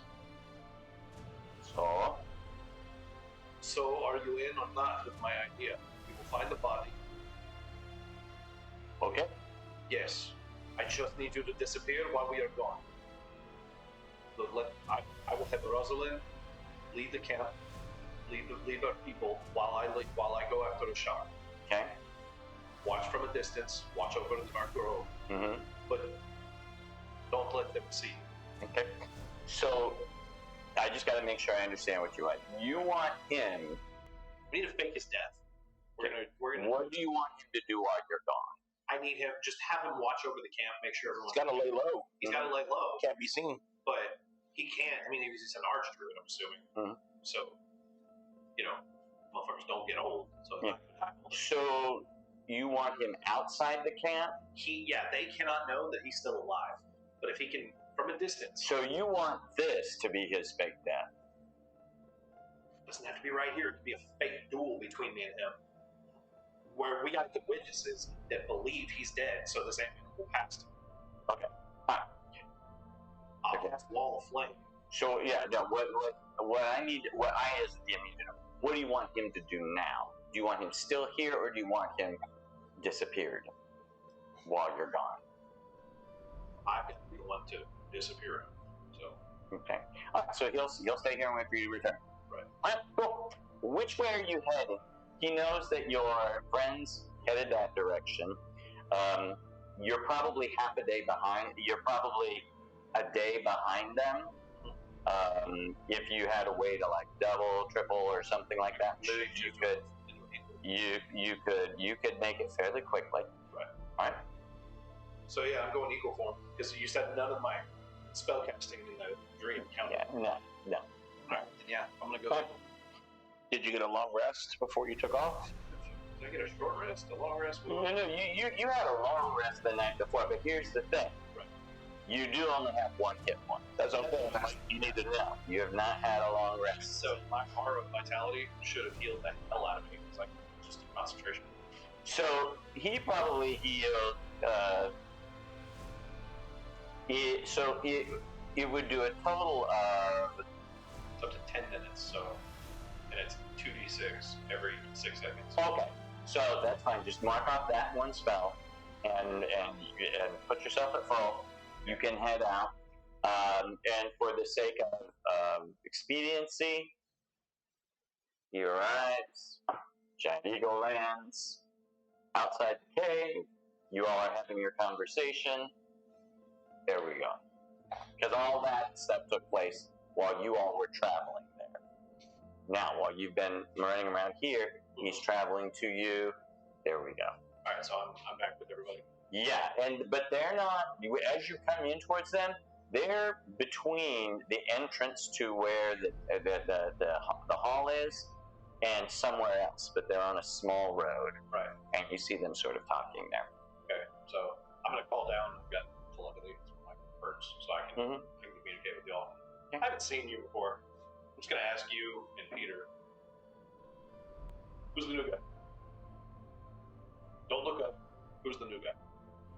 He is a fellow druid. His name is Valen. Can we trust him?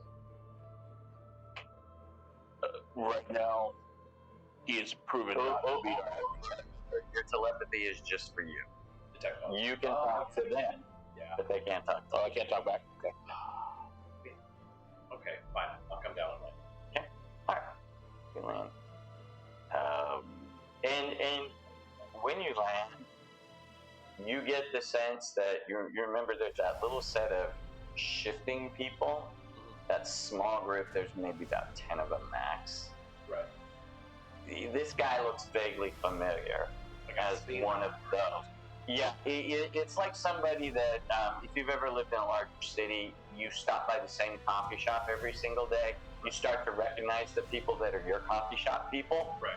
He's one of those. You don't know him. You don't know him. You've never exchanged names, but You've seen him around the way. you've seen him. It's a shot, right? Yeah, so it's one of those things. Very close to what I would actually get. All right. So you all have now, the eagle has landed. It is, hey, How's everybody? So good to see you, Brad.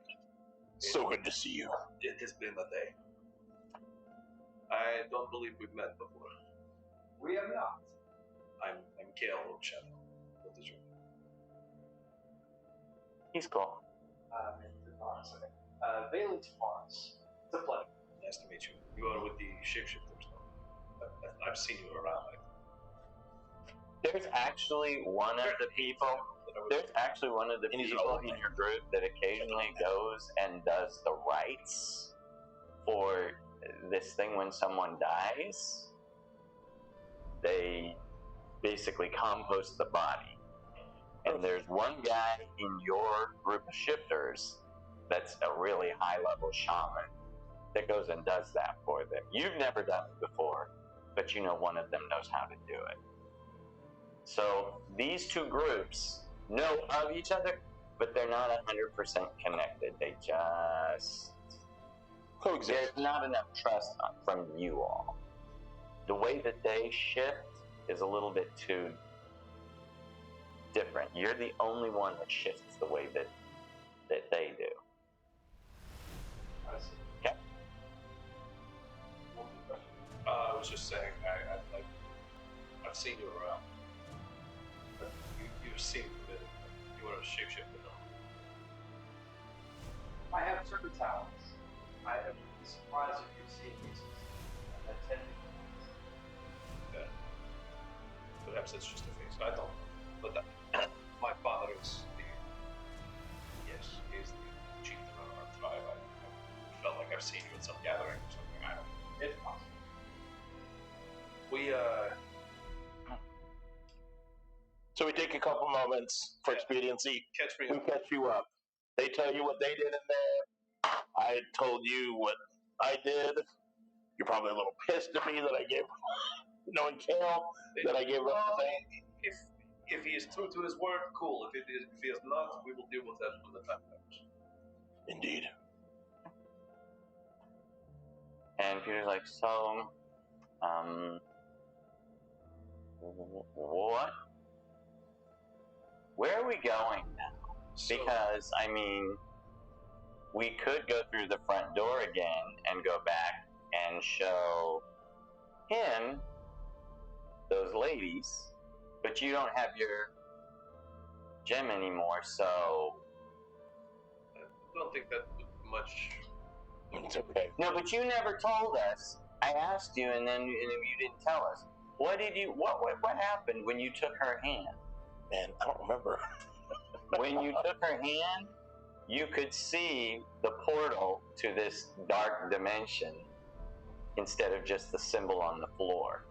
Okay. And okay. you can see what they're stepping into. That's the dimension that I jumped into, right? Is it possible that that is where I went? I mean, I shot Interesting. with my mother. So does that mean I see them now? Like, was I giving You them never, that sight? you never went in. Good news, everybody. A shark feels pain like anyone else. Wherever I was able to hurt. So the shark man explains to Valen that he is what is Roll a history check. I feel like we would have caught him up with that. I don't think so. Well, it's a matter of okay. Let's just do a history check. half point plus things. Okay. Go. So, To be mentioned. There are all sorts of legends about some being sometimes shock, shock, all sorts of variations of that. But apparently, this guy is an ancient vampire who used to be a priest of a goddess named Saraswati, and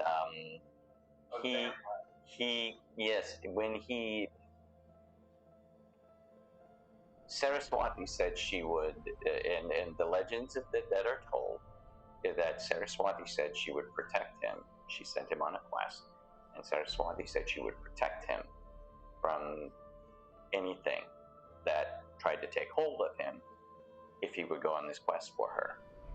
And she was prevented from doing so. Exactly how and why, nobody knows. That part of it's not clear. He became a vampire because she was unable to actually help him.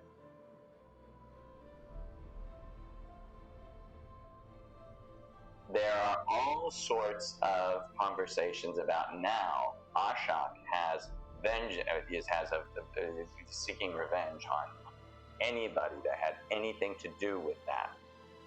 And most recently in your area, undead armies of various natures. And armies is a bit of an overstatement. But there has been a lot of hordes of just various undead showing up all over the place. Remember, one of your friends was taken by a set of what you assume to be undead people, and returned to you with the assistance of these guys over here. You recognized the description of this one over here. You know kind of who he is. What were the other things that you just wanted to know how much you might know about this guy? Yeah, so I know I would have explained this to Peter, to you, and Merid. to the other character that was playing. Heredity. Yeah, so Valen has a particular distaste for undead, as they are very explicitly against the natural order of life and death, right? And that's something that is very, very, very serious. So when I am trying to understand what killed these women and how the drow are involved, it's more trying to understand what this corruption of undead, what the role of this corruption of undead really plays outside of just the searching for these stones. More than the stones, we And Peter just says, "Look, you kind of have to see it to believe it. Come on." And Peter just starts walking to the front of the temple over there. While we're going, I'm going to ask, the drow that you saw, you've seen my father before. About the same size? No. He didn't. I mean, he didn't look like your... I'm not saying that he looked like him, but that he's about the same build. Same height, build. Sure. If he were charred, would you be able to tell him from a drow? That's the original one. No, he does not look like your father. His skin was really dark. It's all dark when you're charred. Why are you saying this? Usually you are the one who points at me and says, "Peter, what the hell's wrong with you? What the hell's wrong with you?" Like I said, I've had the day. We need to stage the death of my father, and this is how we do it. So we get whatever information you want out of the drow. I don't think they have too many ties with this. I think they're under the influence, sure. But I'm going to need you and a little bit of trickery. So I know you do this well. And there's a smile crossing his face real big. So before we go in there, I want to update you on my plan. Okay. I have two options. Like, at this point, Merid would be like, Go ahead. Do your thing. finish. You've been a while. Go ahead. Okay. I have two options. I can kill my father, and take the gem, like the proper way, or I can convince my tribe that I have bested him and killed him. The plan is to. I disagree with this tradition entirely. I'm not arguing. So the plan that I have concocted is that we must switch out. Me and my father will, quote unquote, duel. There will be a fiery explosion, a wall of flames, a big performance. Peter will then switch. My father, being a druid, can shift into a fly, something to get him out of there unnoticed. Peter shifts in, or comes in with the body, already pre-burnt, crispy. I can cook it a little more if we need to. We put the amulet on the body. My father believes father dead. Father then gets to look over the tribe and watch over them while we go fight the Shah. Which, by the way, from everything we have learned so far, is the exact reason there have been so many undead in this region. We have killed countless up to this point. I'm trying to stop it. I really don't care about the undead problem. I care about getting my mother back. But it is a common goal of ours to stop this undead. Stop the Shah. It will solve both of our problems. But Kale, there might be a fourth option. I'm all ears. And by the time you finished all of this, and I'll do it. What you do is they've taken you down through this cave. A lot of interesting things in this monster. Take you down here, and to the back of this cave, there's several entrances and exits from it. Like a moving screen? No. Okay. Oh, can you bring the cave back up? Cave map? The story here. Because they lead you very, very quickly down there. There's not a whole lot between here and there because they basically cleared this thing out. And what you see in front of you are 5 women. One of them looks exactly like the woman that you saw with that red gem. And she still has it on. But her body is not, it's incorporeal, it's ghost-like, it's ephemeral. Wait, what are we seeing? Okay, that is what you're seeing right there. 5 women, all of them have these necklaces on. And you watch as they, one by one, step forward. Sorry, how am I seeing? They're just there. Okay, You walked into a cave. We were just in? Yeah. No. You went to the front. Oh, the front of it, okay. You went to the front, through the monastery, downstairs one set, and then behind a temple, down into a cave below there. But not the same. And, roll a nature check. Can I assist? Sure. Well, you rolled it, man. 24. It's possible that these are 2 entrances to the same spot. Okay? But you're down here, and here's what you see. As you come back here, you see several women, several different women, bodies in cages, and their bodies are, I'd say women, they're dead. But then you get to here, and what you see is these ephemeral women, and you see this pattern on the floor. They're all wearing a different colored gem. One of them is wearing what looks like exactly like what he was wearing. One of them is wearing exactly what Serenity was wearing. And one of them is wearing that red thing that he has on.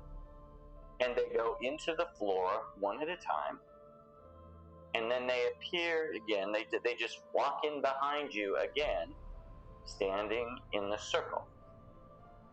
And what Merritt tells you that he saw is one time, once he had put the necklace on, the woman that had the same gem as him came over to him, took him by the hand, led him forward, and he could see the portal that they're stepping through. And he let go of her hand and stepped back, and then he couldn't see it. This is the necklace you just gave me. Mm-hmm. What happened if you did the same thing? That's that open. Okay, so above the tabletop So what I'm thinking is that we need to bookmark where this monastery is because it's super important. Right. This is how we're going to find a shock eventually. This is how we're going to get to him. Yeah.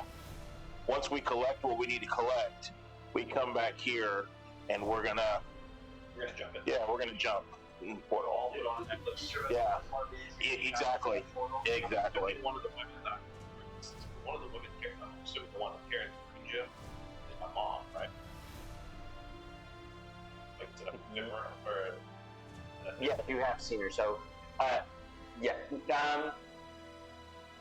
a minute. No, it's not. It's not. Okay. No. What you have to understand.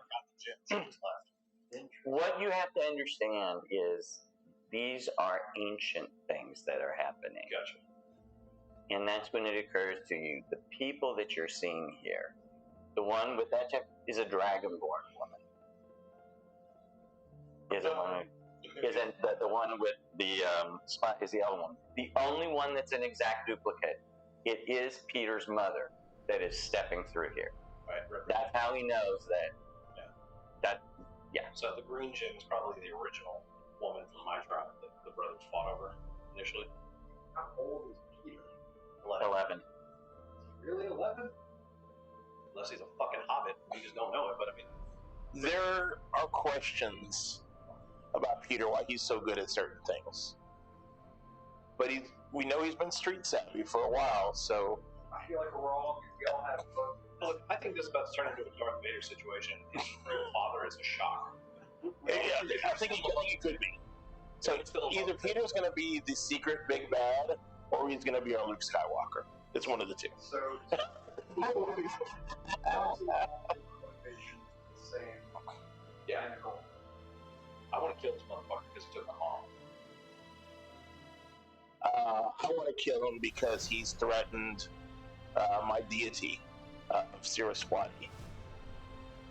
I don't necessarily want to kill him for any reason, but I not. You want to kill him because he's going to keep creating undead. I don't necessarily want to kill anybody, but I need to end this undead plane. So you got So his whole backstory, and we'll just pretend that I filled you in like a camp now. But his whole, what got the shock started comes from my tribe. My ancestor is his brother.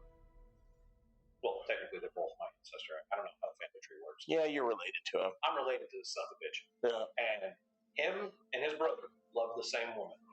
She chose the brother over him, and he went cuckoo for Cocoa Puffs. He's been stealing bitches ever since. Pretty much. Are we getting pretty version of it? Right. So, Tommy was scorned and by some broad and has proceeded to be a man whore and enslave women. Mm-hmm. Basically, he's a succubus. Okay, he's not entirely dead, not a demon, but he's not entirely dead, he's not entirely alive. He's kind of in that weird veil, and he loves to bring people in it with him. And he's trying to become a god, and he's not going to be a good one at that. So, do with that information what you want, but I'm trying to prevent it. I'm trying to prevent a demigod from becoming a god. I didn't realize that this was the same monastery that we've already been to. Right. And Nice one, sir. I didn't realize it was the same cave system. Well, when he said this might be the same way, you get two different. I'm like, oh, son of a bitch. Like, Yeah. when we had talked with Serenity? we had talked with her. She's the one who just said that she had just gotten that necklace from the monk monastery, and it was one that I happened to see. It was the only one in the area. So I was like, oh, you mean this one? Right. And then I told you guys, oh, this is what I saw over there, so that's why we're doing that. Yeah. Okay. So, seeing is believing. And you see everything that is here. My theory at this point is we are seeing the echoes of the past. We are seeing generations of women that Ashok has corrupted and taken under as his own. Okay, so, and I saw this woman recent. Yes. So I'm trying to understand is if she's so ancient as an undead herself, I guess. Perhaps She is not ancient. She doesn't have to be. But what killed her? Is there something else that's working either alongside your goals? What we discovered and the reason we came to my tribe versus going to the temple in Bremen. Hey, Bremen, he says, well, wait a minute. When you said, he says, there were a whole bunch of them in that weird place down there. Those elf women, there were a whole bunch of them down in that other place. I don't know what they were doing. It was some other place where we went. You know, you remember where that weird guy was standing in front of that coffin that had that other weird woman in it that had the black part that took over Serenity that really messed her up? So where we found the white part? It was a castle that had kidnapped some members of my tribe. Yeah. We found that it was in the catacombs. And yours. Yeah.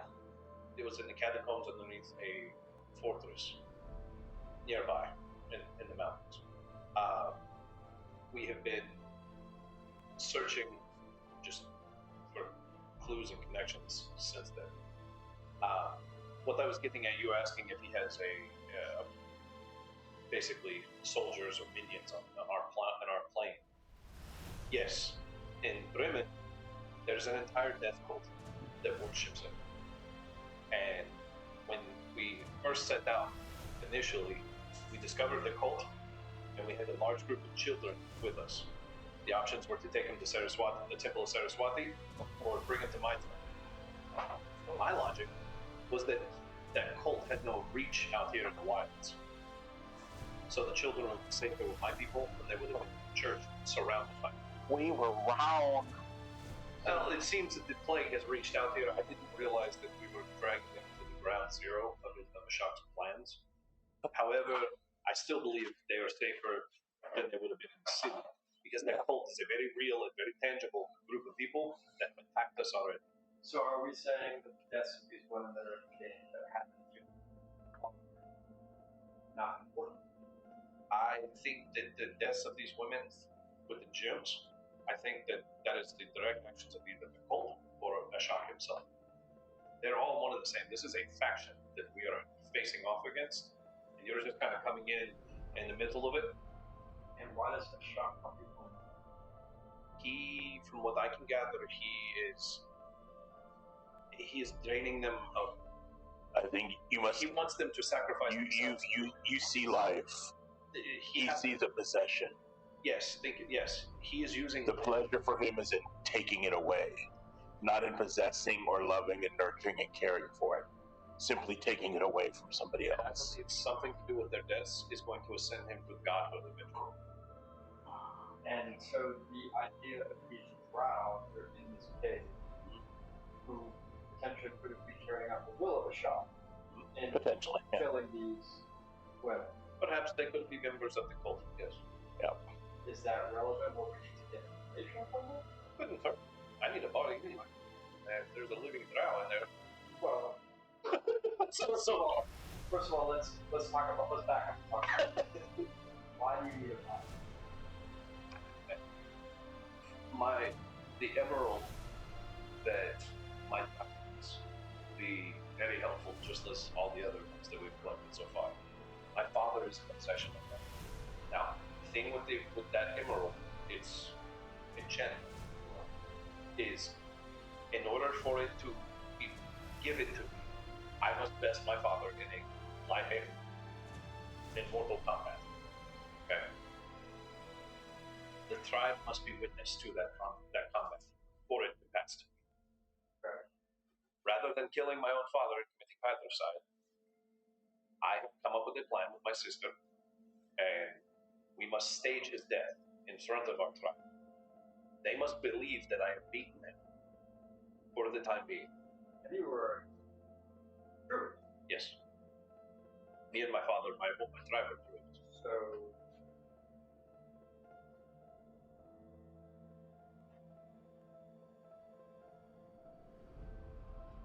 my idea is to body swap. Tribe believes he burned to a crisp. They have their body. My friend, that's where I might be of service. The burning part? No. I can disguise myself as your father. Merely put him in hiding now. What are you talking about, man? And you can pretend to kill me. They will infect the body. I need a dead body. They're drones. They can sense the life essence in a body. Well, I mean, we Can they? around that, but that means if use your own father's body. Now, you know, druids, at least of a substantial talent, can essentially, as long as the person is willing, the father is willing, we can make him appear as though he is dead to anybody. That My mother did that. attempting to She did it to me once. Make that spell. Was that one of the powers of the amulet? No, she read her book. Okay. Your mother's name was Hermione, correct? Questions. Just when I think I'm the weird one this time, Yes, Kim. do Manax to outdo me again. Do you remember that book I told you about that she threw in that tree when we got captured? His mom's spell book. Yeah, we need to get that spell book. Well, Okay. Do we want to go down? Do we need to go downstairs first and check on those ladies? I think Let's do it. Let's go. I say let's go. Why not?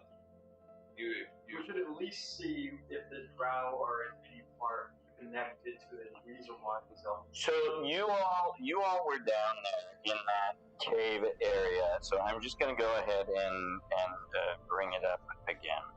All right. So this is the basic setup. Let's get rid of Serenity. She's not here for the moment. Move it up there.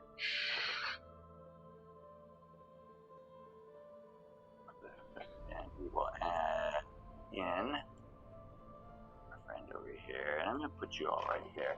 And what's interesting, as you get closer to the women, it's dead already. I should have gotten rid of it. To do that. Silly me.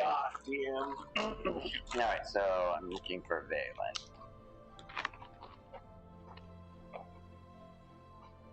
There you are.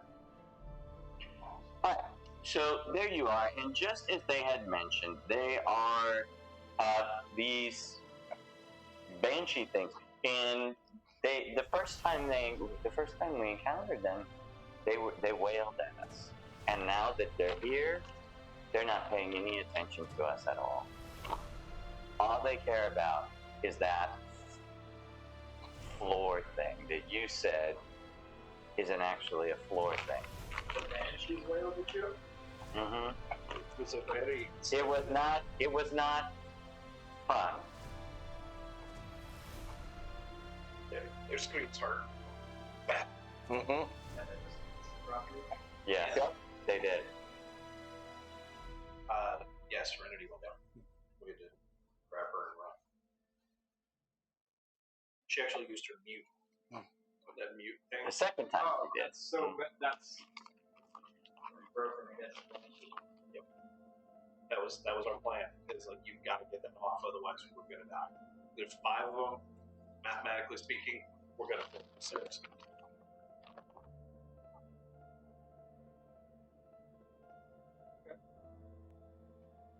So are we just gonna go to the other cave then? Back to the other one?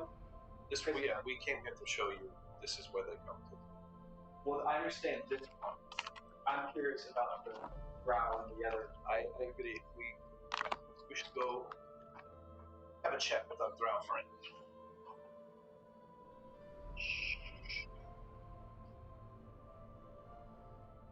And at this moment, I'm assuming you guys have already inspected this room pretty well. yeah, somewhat. At this moment, you see 2 vaguely, what for a moment you think are familiar-looking heads, and then but then you notice that their eyes are gleaming, and 2 fireball things go off at the same time, right where you all are as you're having this conversation. Great. I like Let me find it real quick. We just get a double fireball.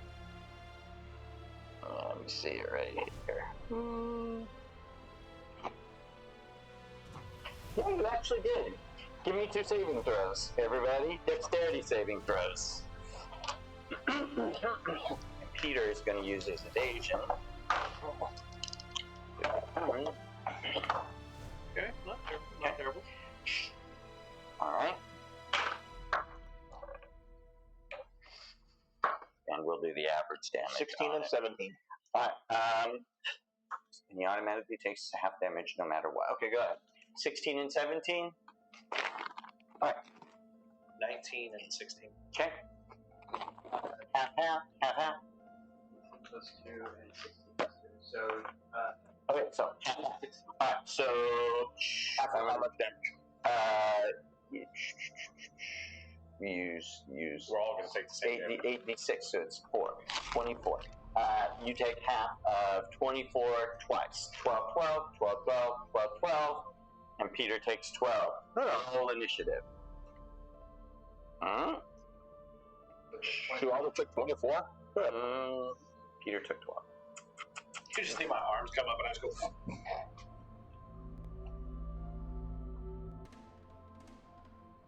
All right. Merrick would look at Balin with a scowl. All right. Happy you came back down here? we haven't gone to where I wanted to go. This is not where I said to go. Alright, so roll initiative. 18. 18. Anybody roll over 20? Oh, sorry. Yeah, I just did a initiative of 21. 21. That's 7. You're number 2. I never have good initiative. Like, I have not once gone first. Okay. Peter's gonna go ahead and stick with their 3. And you are number 4. Alright. There we go. Alright. Mary, what would you like to do? Where You all are not actually inside of here. You all are over here. Let me put it so where you can see where you are better. And I'll actually make it a little bit smaller. So where did the fireballs come from? These 2 shining little skull things here. Alright.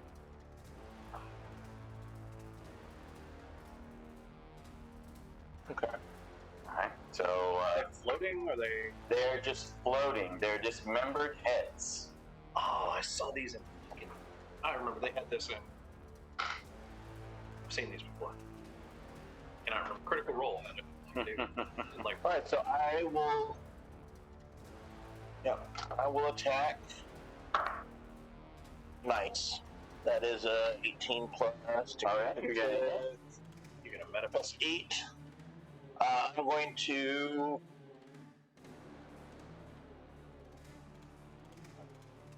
Should I do a meta magic on there? Let's see. I think this was already. They're pretty If I'm not good. mistaken, they're pretty weak, so you might be able to double kill. Yeah, let's do that. Let's and you're using because what's now my meta magic quicken spell, I can do this, and then Eldritch Blast as a cantrip. Okay. Yeah. Okay. All right. So yeah, so I will use 2 sorcery points to meta magic this, and then we're going to be doing Chromatic Orb. Okay, go ahead and roll. Oh fuck yeah, good shit. Oh, what'd you roll to hit? 19. That's gonna hit. 19 plus 8. Whatever. Roll the damage for that one. That is a 5d8. Okay. 1, I got 2, 3, 4, and 5.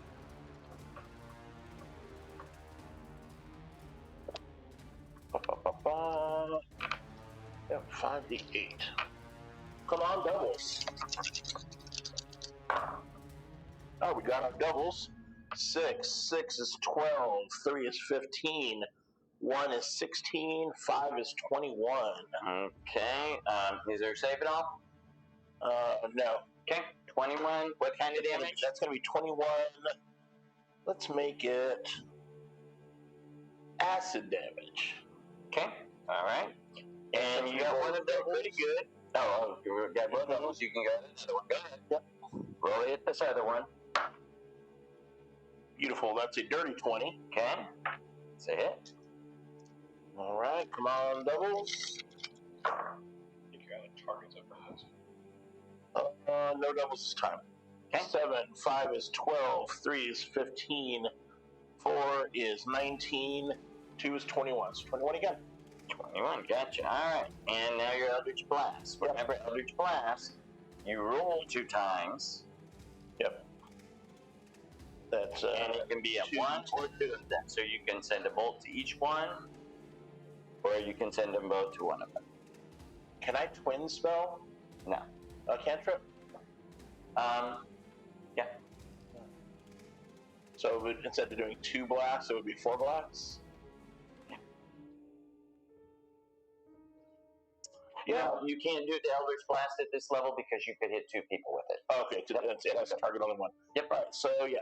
So I need to roll an attack with my Eldritch Blast. 2 attacks with it. 2 attacks. That is 21 to hit. Okay, hit. And that is 19 plus 8, 27 to hit. 2 hits. Fucking glass cannon over here. 2d10. This one. And this one. There you go. And I guess oops. Yeah, we'll do 1 and 1 since they're both pretty evenly damaged, I believe. Okay. We got an 8 and a 2. Okay, so 8. And did you already roll your d6? Because add your modifiers to it. And you did the Agonizer, Yeah. the Scorcher. Agonizing Blast. Yes. So what's your charisma?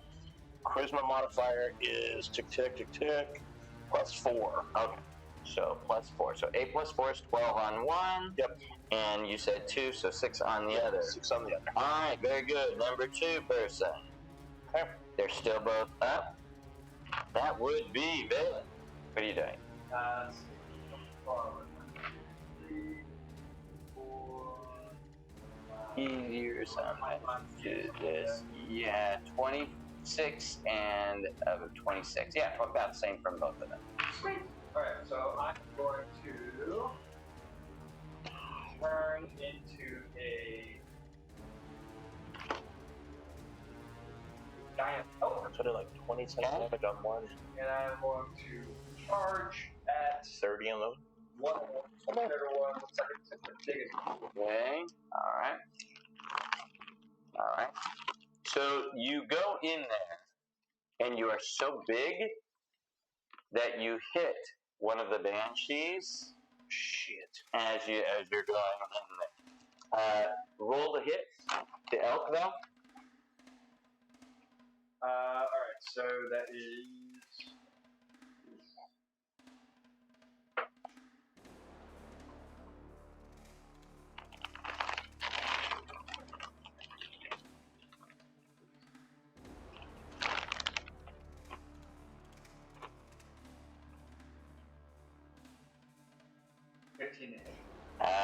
That is going to hit.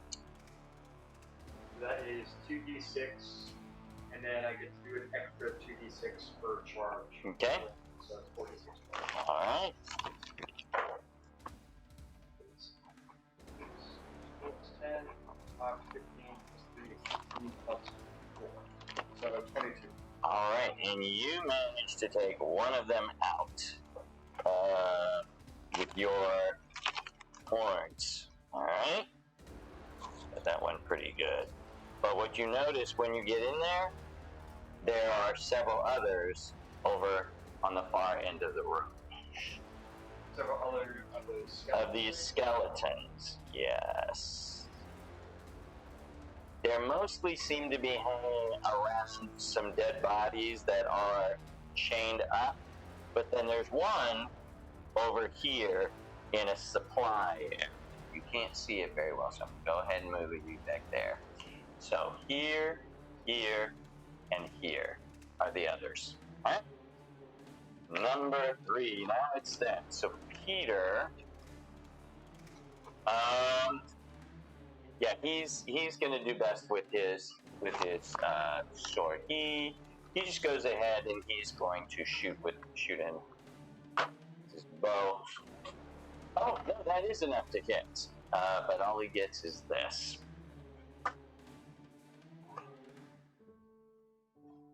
Close, but not quite, I think. Let's see. Oh! And Peter takes out the other one, and he does his boogity, boogity, boogity, boogity, boogity, and you have advantage on your next attack roll. The Banshee that you hit is so infuriated by what you did. She wails. I need a wisdom save, I believe it is, from everyone. Let me just make sure. Wisdom? Yeah, I'll just make absolutely certain. Go ahead and roll a d20. It's a saving throw. Constitution, sorry. Oh, thank goodness.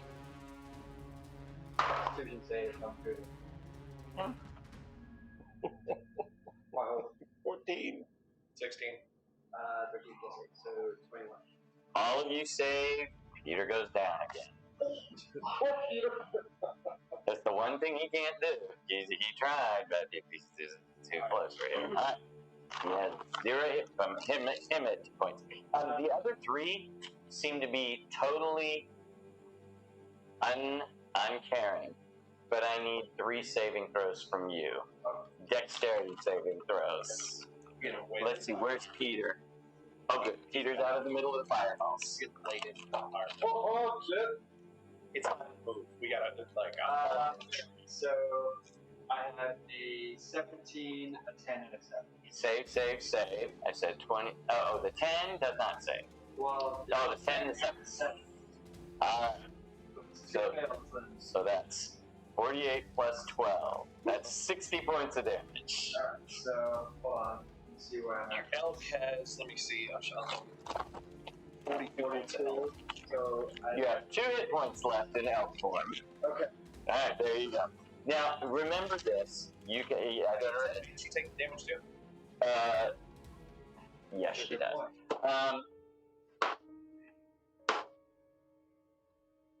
Let me just check real quick. Thank you for reminding me. Let me just check her hit points. Like, look, my homie's going down. So is this bitch.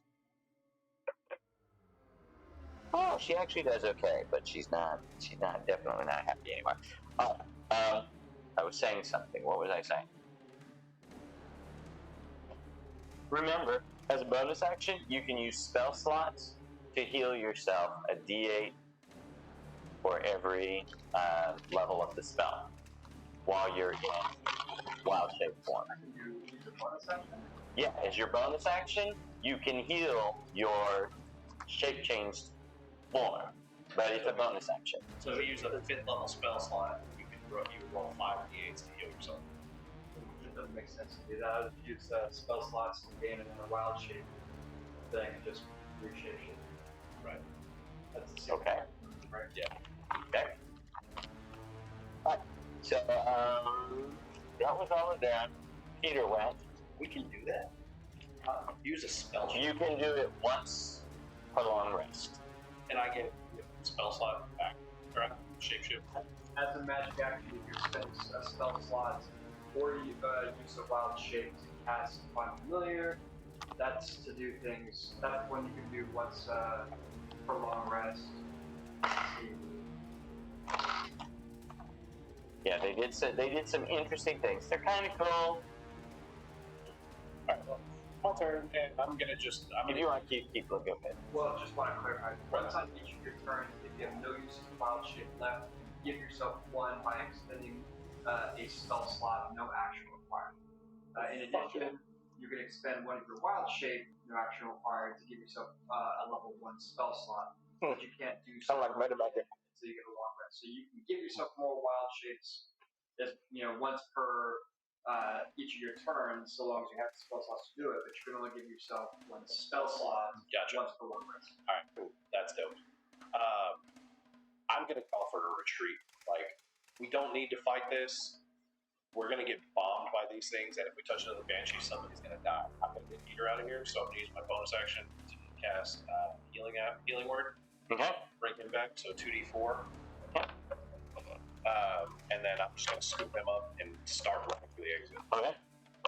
So it's 2d4 plus 4. He heals 7 points. Okay, so he's got 7 points. Got it in my head. That's your bonus action. My action. I mean, fuck. Okay. That Banshee looking pretty messed up or not? She's looking pretty bad. Okay. Well, then I'll hit her with the 4th level Emerald Light. So. Well, that's a cantrip. No, it's a regular attack, but Healing Word's bonus action. You can't do 2 spells. Can I do a cantrip then? Yes. I'll use Star Wounds, and that's 2d8. So I gotta hit first though. That's 10. His music is 10 misses. Yeah, all right. So I'm taking off the Peter. Alright, cool. Got it. They're heading after 1. What are you doing?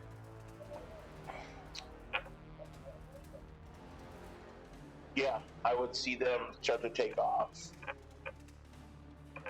Okay. Let's see. Is there anybody? That flaming skull that's on.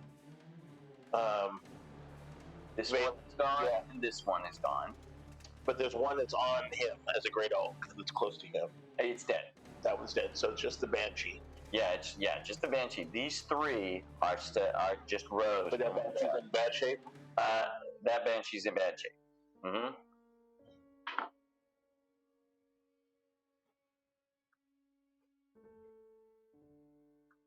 Yeah, fire and run. Yeah, but it's gonna hurt her. It's gonna hurt him.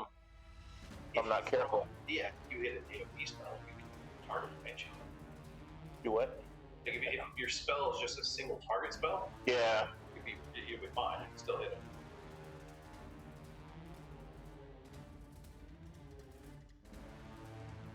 Yeah. Let's do this. Yeah, I'm gonna cast Guiding Bolt. Okay. At 3rd level. 66.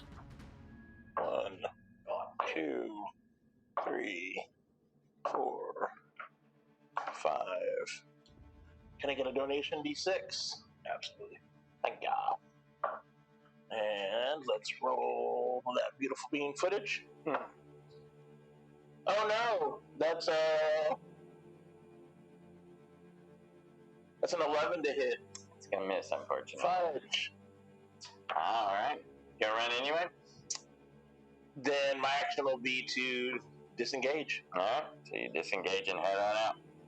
I had them all ready. Vane, Did it go? Yeah, what time is it? Let's see. One Banshee, get the hell out. You got Yeah. advantage too, because Peter gave it to you. Does it work for, well, Works for the attack, yeah. okay, so I'm going to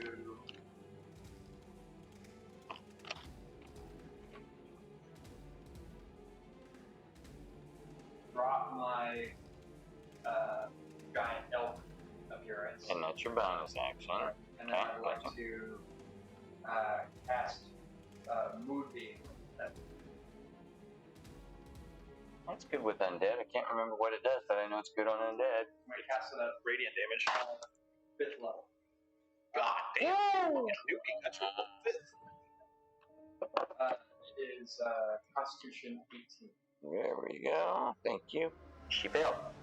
Okay, so that should be 5d10. Max damage. Max damage. So 110. Okay. Roll a percentile, but I'm just going to treat this as a 9 then. Okay. Then we got a 6, a 4, and 3. So we have the 23 19, plus 9. 22, 32. Okay, 32. Okay. She goes down.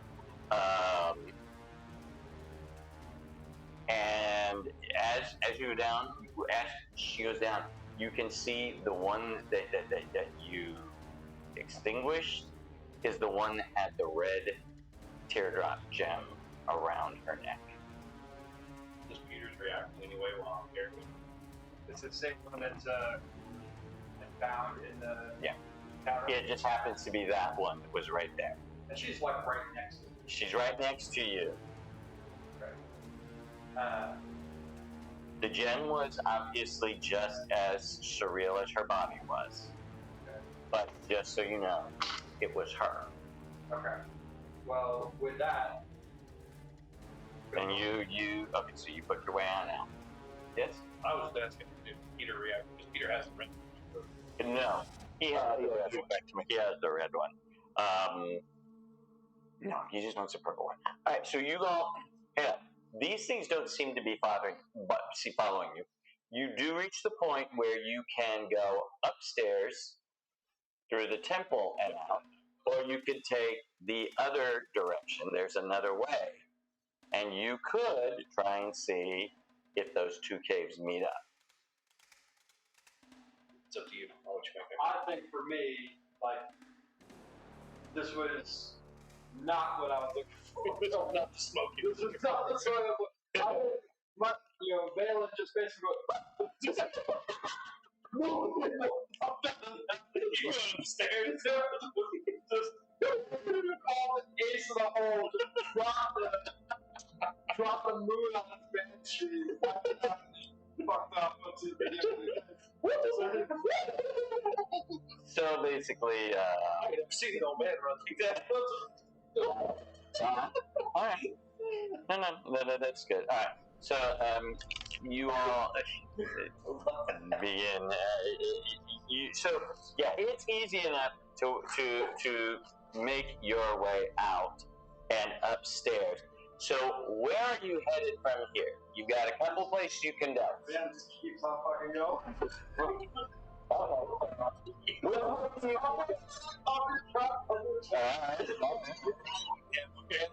I'm just telling you, marriage. So there are two places. There are three places you could go to. You could head back towards the village, which is both of you two's villages. You could continue towards Bremen. Those are the two places you know about. You two know the third place would be to go back to the island where Vikram is, where the other gem is. So We still need to find a body. yeah. Well, we may not need to, because he brought up a good point. Druids do have a faint death spell. I may not even need to get a body. Well, I guess there'd be a whole His body. I didn't be the one that had the conversation. Right. We don't have this conversation out of the fucking God. Okay, like we're on the road, we're well in safety when we're talking about this. But So as you're walking down, all right, so my thing is this: my tribe has my tribe has rituals that they perform on the dead, and if my father is faking dead, they're going to perform those rituals on him. So maybe feigning death is not the right idea for him. What kind of rituals are we talking about? They wrap you and plant you on the red tree. Something that would kill if you're not already dead. it's not his people that do it. It's that guy in your tribe that does it. Oh, Interesting. you could talk to him and fill him in on Clint. I mean, this has to be a member. Is it always have to be this? Just out of curiosity, like above the table conversation. Would this be just that one specific member of my tribe? Or you could shapeshift into him. Well, I can't shapeshift into a person. Oh, you can. No. It's gotta be. I thought that was part of your tribe shtick. That's why I guess. No, they're different. Okay. I'll let you explain it. The one that they know of is that race that I don't like. Oh. Yeah. No. The shifters that we are is we take on these like aspects. So, for example, we could convert Oh, yeah. On purpose. claws, talons, or things like that. Like it's not being able to Yeah, that's correct. Gotcha. Okay. You Yes. could actually, right? You have that spell, the just shapeshift thing. This guy's self. This guy's self. Mhm. How good of a liar are you? I'm quite good when I want to. I don't believe it. Roll deception. I knew it was coming. Tell us really. Deception. Wait, no, you have charisma, actually. Yeah, you might actually be pretty good at this. I rolled a 22 perception. Holy shit! I do believe 22 deception. What do I have to? What do I have to? He's doing pretty good. Yeah. Is it perception that I have to beat that with? You roll with. It's just a wisdom save. I want to contest that and see like. I'm gonna contest it. It's Okay. a wisdom save, you said? Yeah. All right. 22. It's a tie. So it's a contest. What did you roll? 22. Okay. So you two are even. Good. For mine is 13 plus 9, also 22. All right. So and you all know the way that I do player versus player Here types. comes the cards. No. You believe them, but it's up to you as a player how you respond to that. It's like, yeah, I believe you, but, you know. You were pretty good at saying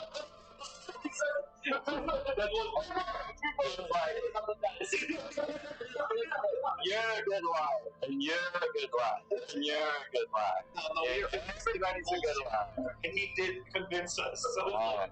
okay, fair enough. Oh, y'all. Okay. Yeah, I mean, in any case, All right. So that's the plan then. We're going to. He's gonna feign death. Or you can cast Feign Death on. I'm gonna cast feign death on him. And like while surrounded by a wall of fire, so nobody can see us. I'll cast the feign death on him. You will act as the shaman. You will come in when they call on you. Oh, the guy from his tribe? Yes. You will come in, perform the ritual rites in secrecy, in solitude, not secrecy, solitude. Be respectful for the fallen. We'll just spin some bullshit. That's on you. And from there, Performance, I feel it coming. yeah, well, from there, I will inherit the emerald, and then we go to Peter's mother's. I can guidance your performance, and then I could be there to also vouch for you as a member of that tribe. Nobody else, we have not seen this, I mean, we haven't seen this shaman in quite a while. in a while, because he only does it for the ones that are fairly high level. Yeah. What could possibly go wrong? Show up. That is.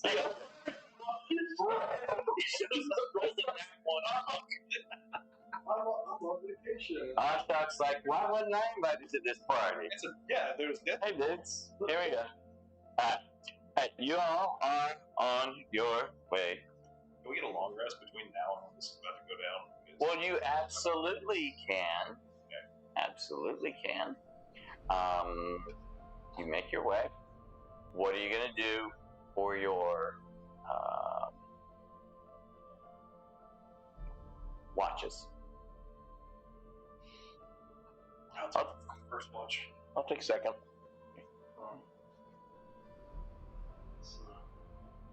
If you don't mind, let me take first watch, because I should do first watch, you should do second watch, and you do third.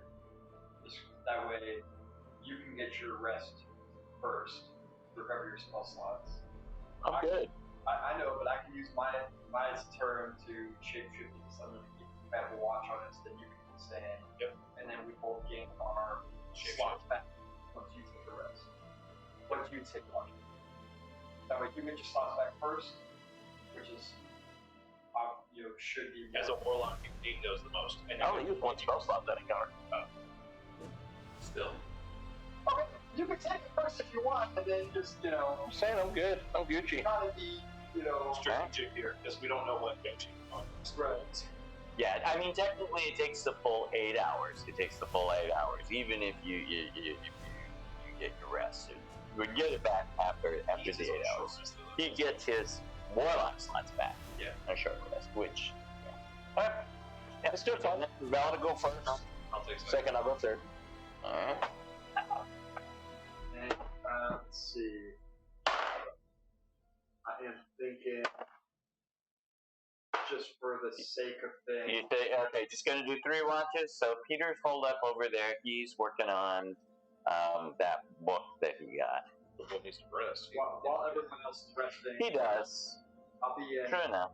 direwolf shape Okay. just to give myself All the best odds of seeing or detecting. right.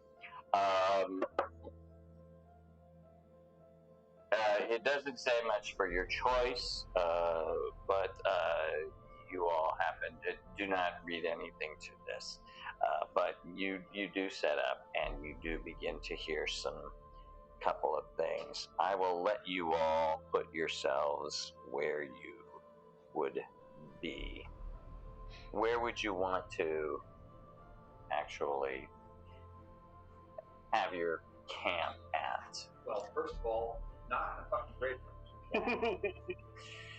Yeah, it's just where you are when you begin to fall. I think we just got attacked by banshees. And This motherfucker's kept running through this graveyard. I will leave it to you. It's getting dark. It's called a forced march. If you continue to go, you will become exhausted. We have a disadvantage on saves. son of a bitch. Yeah. So we're gonna have to spend the night in a cemetery. Hey, just out of curiosity, if I shapeshift into a giant owl, I looked up the stat block for a giant owl. Just fly by. It has flyby, but it also has actions like at will. It can cast detect evil and good, detect magic, and stuff like that. How does that work? In 2014, you get them. Okay, cool. Scamp. Oh, that's not the one that's doing it. Okay, cool. So yeah, and then once a day I get clairvoyance, which is kind of cool because it creates an invisible sensor within range. Now, fuck. Do we want to go maybe somewhere where at least we've got some cover between trees on two sides, or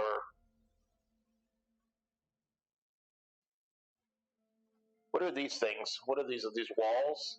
Yeah, I mean, it's more of a, this is the closest thing I have to it. I wish I had something different, I'll be honest.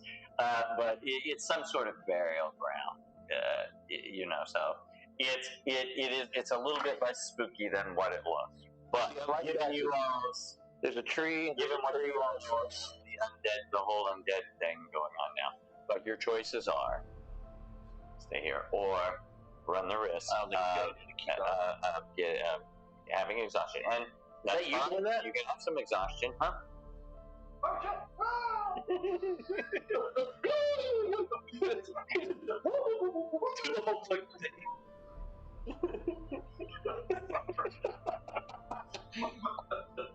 We take this game seriously, guys. As an owl, I'm going to cast clairvoyance. I'm going to take the 10 minutes that it takes to cast clairvoyance, Alright. hearing, and then I'm going to be an owl flying above. If we decide to stay, I'm down with either or. I think we should stay. We might as well, because we don't want to give ourselves disadvantage later. Cool. So then I'm So the only thing I need to know is where are you all setting up? I think we're... There's a wall.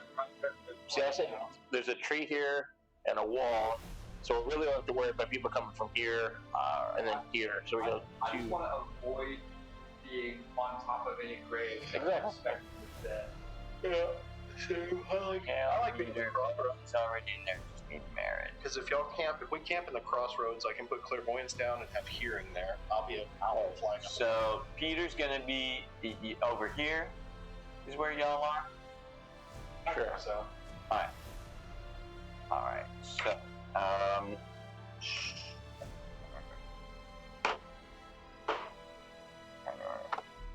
so it was 1, 2, 3, or 1.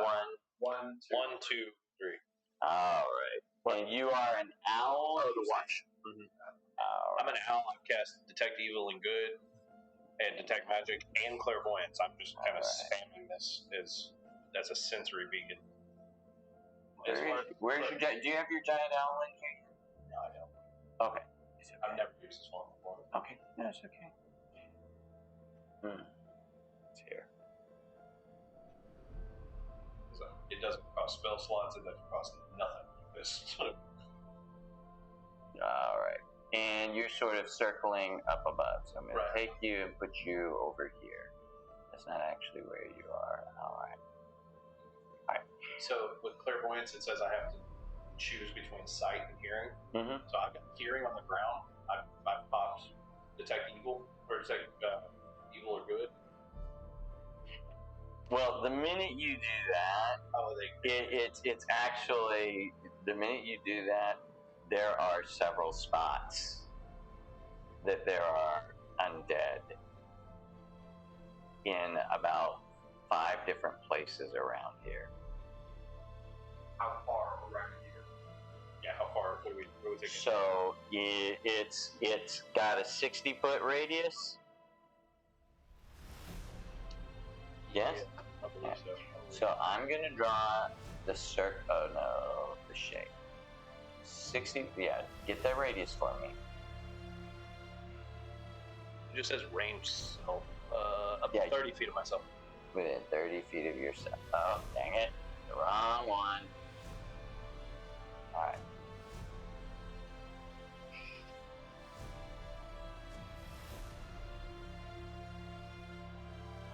Okay.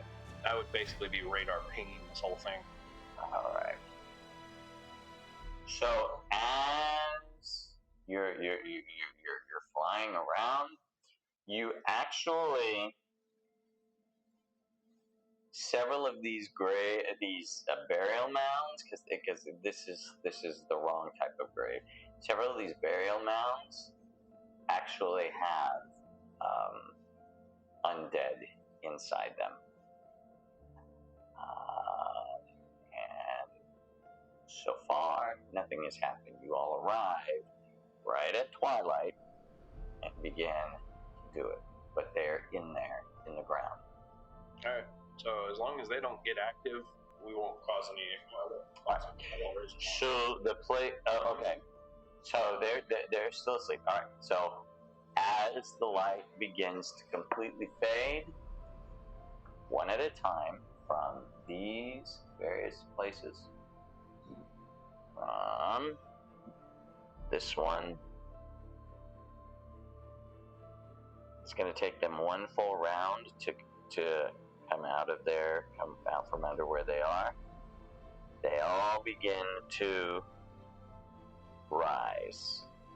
And as I see them popping up, I'll let everybody know. Okay. So they're over there sleeping.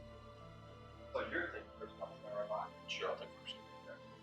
No, this one was on the second. It was on the second one because you're having to sleep just a little bit earlier before that.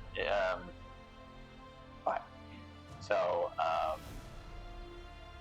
yeah, it's just as people were starting to fall asleep as the sun was going down, and before and as the sun was going down. It's not until the second watch that it gets totally dark and they begin to rise. So you bring them out. They will begin to attack on the next round. Let's roll initiative. Everybody that was sleeping is to attack on the second round. You are the only one that gets an action this round. That gets an action this round. Yeah, so did we get any kind of short rest or long rest? Short rest, yes. Okay. You can have had that. So anybody roll over 20? No. Doggy shit rolls. 19? 16. So, and would you have healed Peter any more before he went to bed to sleep? Yeah, I would have cast Star of Vitality. Okay, cool. So he's basically. So what? I got an 19. Okay. They're going first, which includes Peter. Anybody get 15 to 20? You want to hand me 16. So you're 2. You want to hand him 2? What did you get? 19. Oh, you're 2. I rolled 7. You're 3. What'd you roll? 7. 4. Oh, but you still get to go first. So there you go. Is that one? Yep, you're supposed to have 2. All right. So you're the only one who gets to attack this round, but everybody can see what's going on there. Okay. All right. That's a question. How often do we get life back? After every short rest. I get them back. Oh no, you get them back after a long rest. Yeah, long rest. I just Get that. right now. Okay. All right. Yeah. So I got Okay. Gotcha. Go. Cool. So I'm gonna come down and I'm gonna cast. Like I'm gonna pop out of my druid shapeshift. So. Okay. And that's a bonus action, right? Yes. Coming out of it. Okay. So then I'm going to pop down, and I'm going to cast. I need to see. Where'd that put you? I don't know. I'm the bird, so I guess Yeah, but He was over here on the left somewhere. I put you over there. Yeah, it showed up. I'm over here. No, your other avatar. Your actual avatar. Where did it go? Your now avatar. Your actual Kale. All right. He disappeared. I'll put you back in. Go ahead. What are you doing? All right, so I come down, land at the crew. These two that are close to each other over here. Yep. I'm gonna hit because I can hit both of those with the moon. Okay. Right. Hit both of them with what? Moonbeam. There's 5 feet between them. So how big is it? It's 5-foot radius. Yeah. So okay. So let me just draw a 5-foot radius. It's 1 square is what basically it is. So you can get one of them. That's their way of saying one person. Okay. Well, that's fine. The nearest one. Okay. Which I guess would be one of those two. Okay. Yep. Absolutely. So we're gonna bring that down to level 5.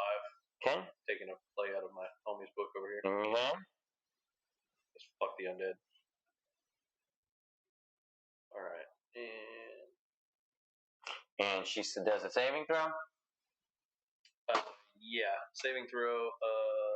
What? Jeez.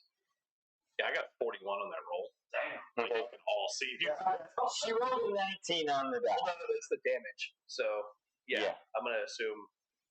Well, hold on. Yes, you have to. It's a saving throw. Let's keep now. So sorry. Yeah, it's a 19 or a 16. Okay, so 19, but she still takes half, and but it's radiant damage. You say? Yep. So let me check. For wisdom saving throw? It's a Constitution Oh, saving throw. Constitution saving? My spell save is 18. Your spell save? Yeah, isn't that what it should be? Spell save 18? It just says attack save. Interesting. So you said 42? 41. So 41. Gotcha. Cool. So All right. 20 points of damage. All right. Cool. Thank you. All right. Yeah, I'm just reading it on here. Are you on 2024 rules or? I'm guessing so. Okay. No, you're doing 2014. We figured that out. It has to be that because of something else. All right. So now we're back to the beginning. Peter's like, shit. He is back at full health though. Yeah, he is. Well, he sees her over there. 5, 10. Let's see. 5, 10, 15, 20, 25, 30. He couldn't make it this time anyway. He's going to come over here, though. So for the moment, he's going to come over here, and he's going to use that sling that he got that's magical, just in case.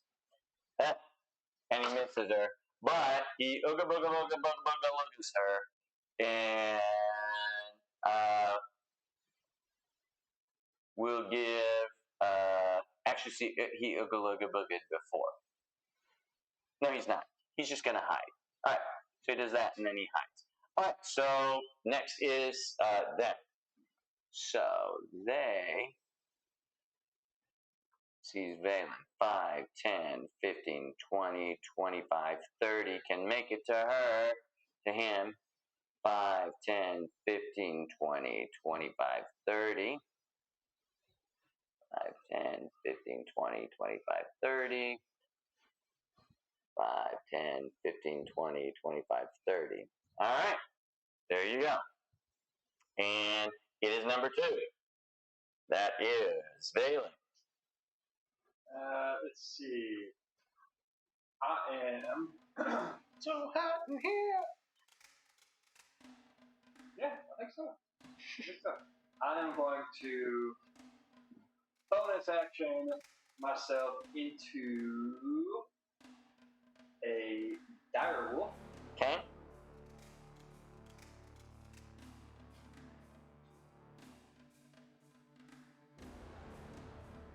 And your attacks are considered magical.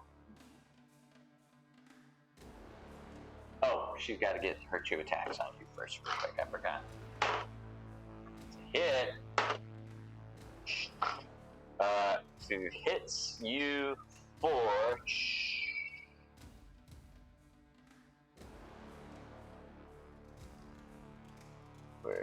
There we go. And she has you grappled. She hits you for 8 points of slashing damage, and you are grappled, which immediately fails when you change shape and are now too large. All right? How much damage did it take? 8 points. And it is slashing damage. All right? And now it is your turn. Okay. Let's think for a second, actually.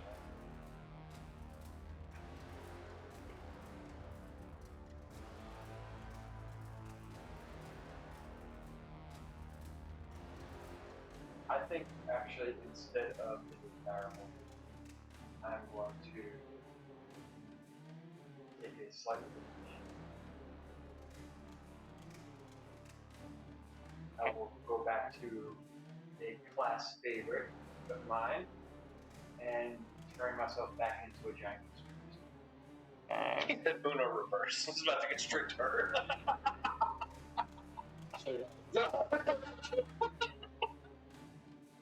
So as it grapples me, I'll just like Jujitsu yourself into a snake.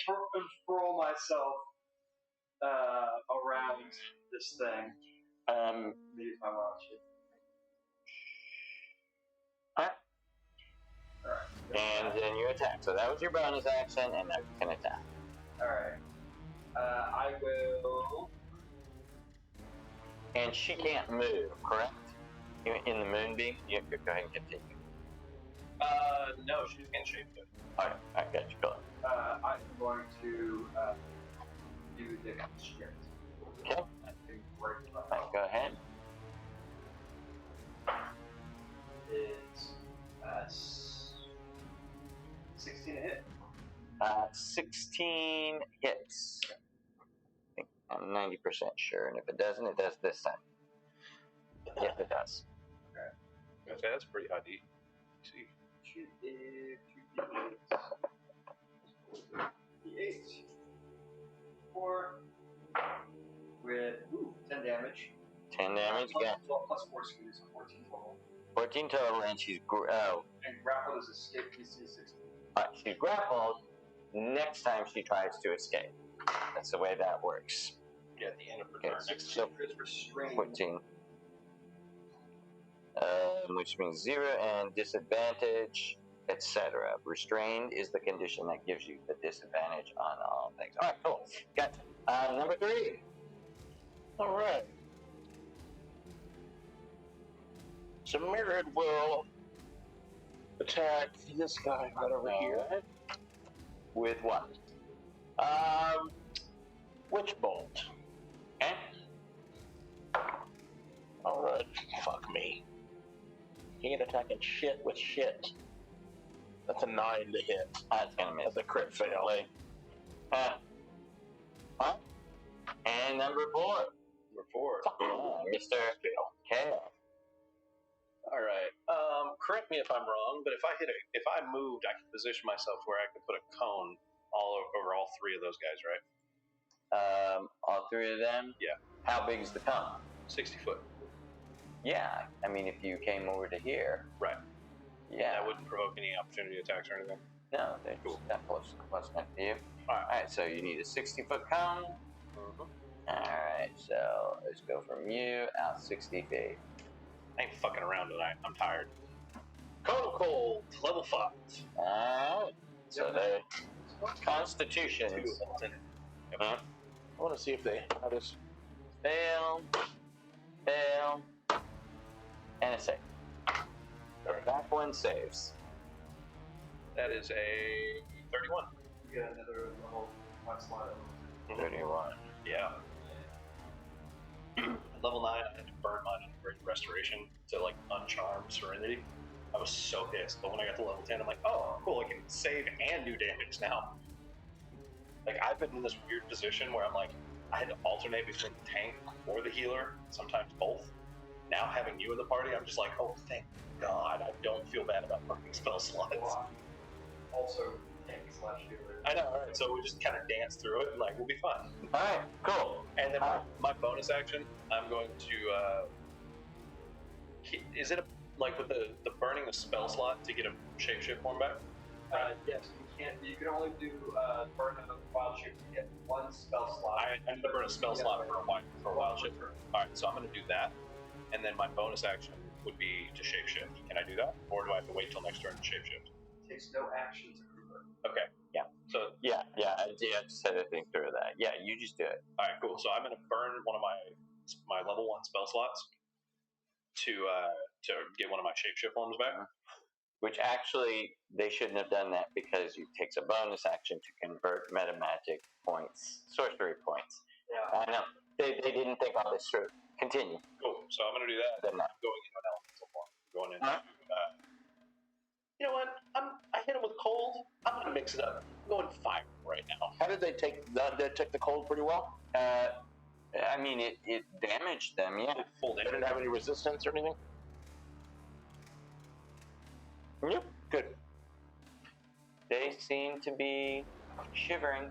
You said fire? Yes, sir. Funny because I have no merit.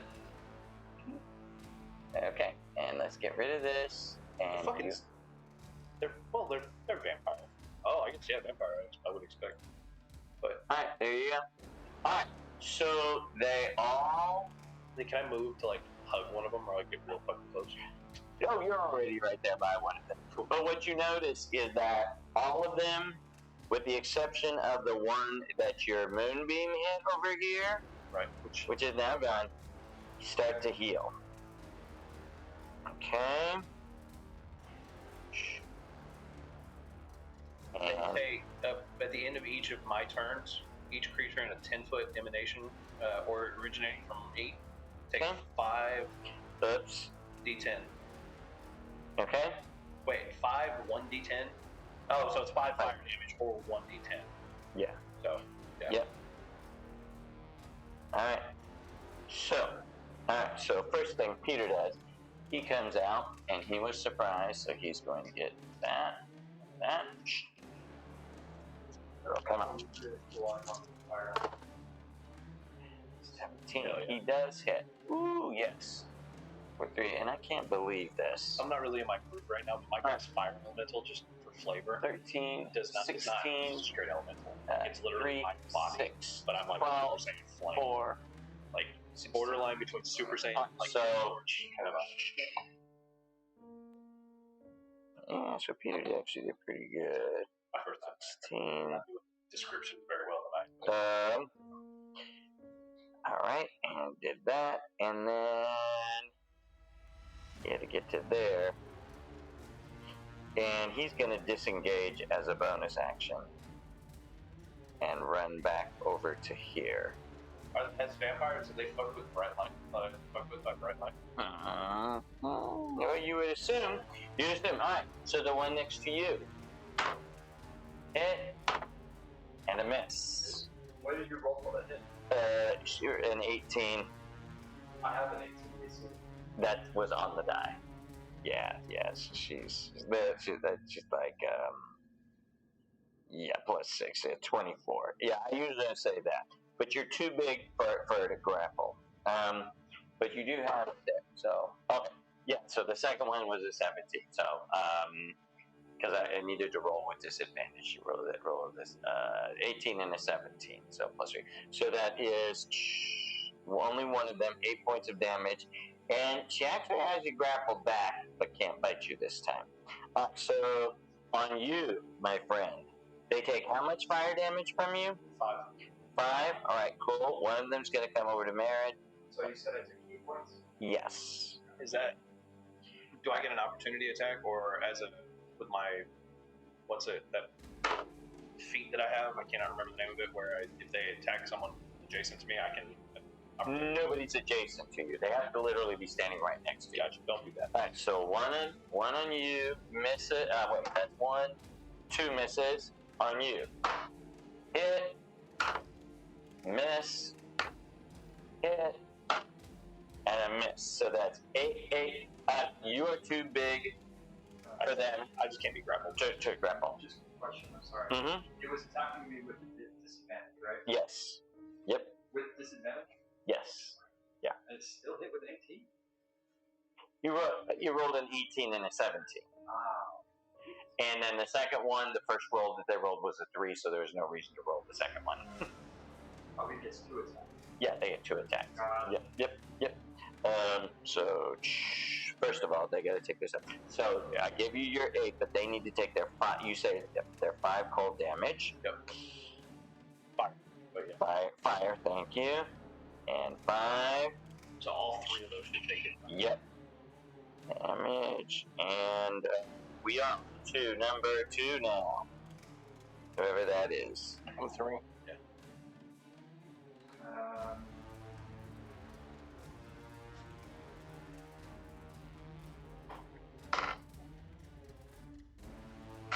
How much damage did I take? 8. 8. And you're too big to grapple. Right. I think you actually have to be 2 sizes too big. Then. Well, no, it's just fire elementals are immune. Oh, good. Makes it easier. I got incorporeal technically. Yeah, then I don't have to worry about it. Okay, so. And what that? Hey, real quick. I'm sorry. I want to interrupt. Is it bludgeoning, piercing, or slashing damage? Slash. So they should have rolled a disadvantage on me. Okay. I'm sorry. I'm new to the fire elemental. She does hit. Okay. Okay, so. Go ahead. The other die there. Go ahead. I have this thing grappled. You're both like, yeah, this is weird. How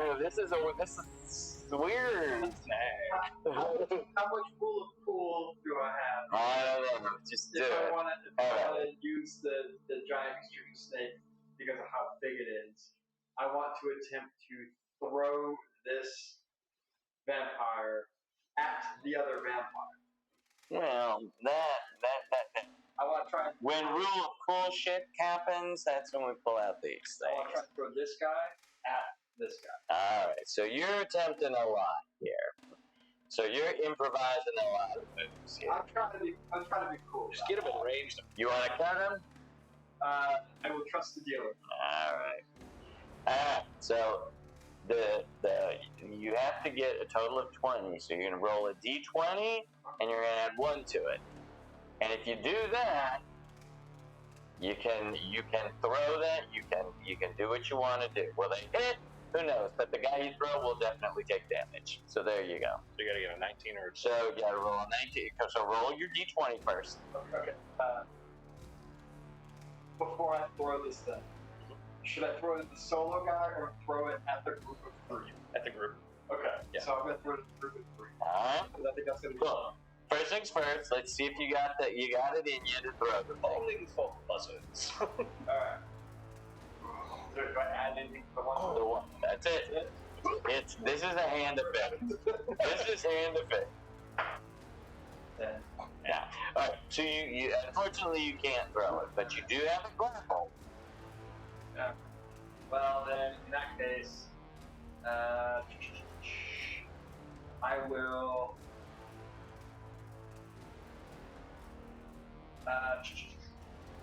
Just simply attack it again. I forgot to add my primal strength for the last time, so I'm going to add it this time. Okay, alright.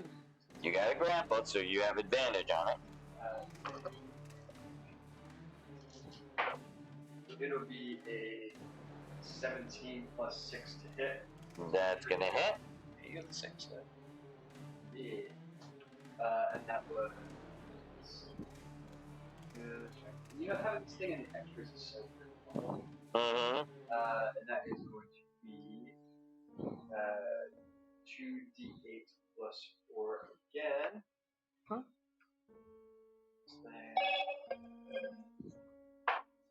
That is only 4, so it's 8 points of damage on that. 8 points, gotcha. Net damage plus my 1d8, which is 5 fire damage. 5 fire damage, gotcha. Rotate whenever you shoot him. We have a spell called where is it? Font of the Alright, go ahead. Basically, it adds 2. Okay, so let's see. I'm going to cast level 4 spell.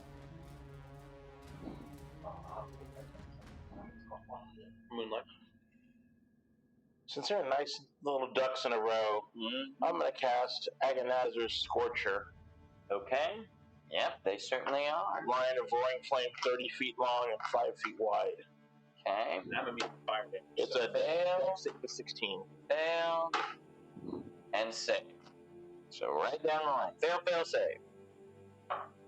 This is the perfect time to use that. Doesn't happen very often. I don't let them line up very much. If he'd have got that throw off, this would have been beautiful. 4 of them in one hit.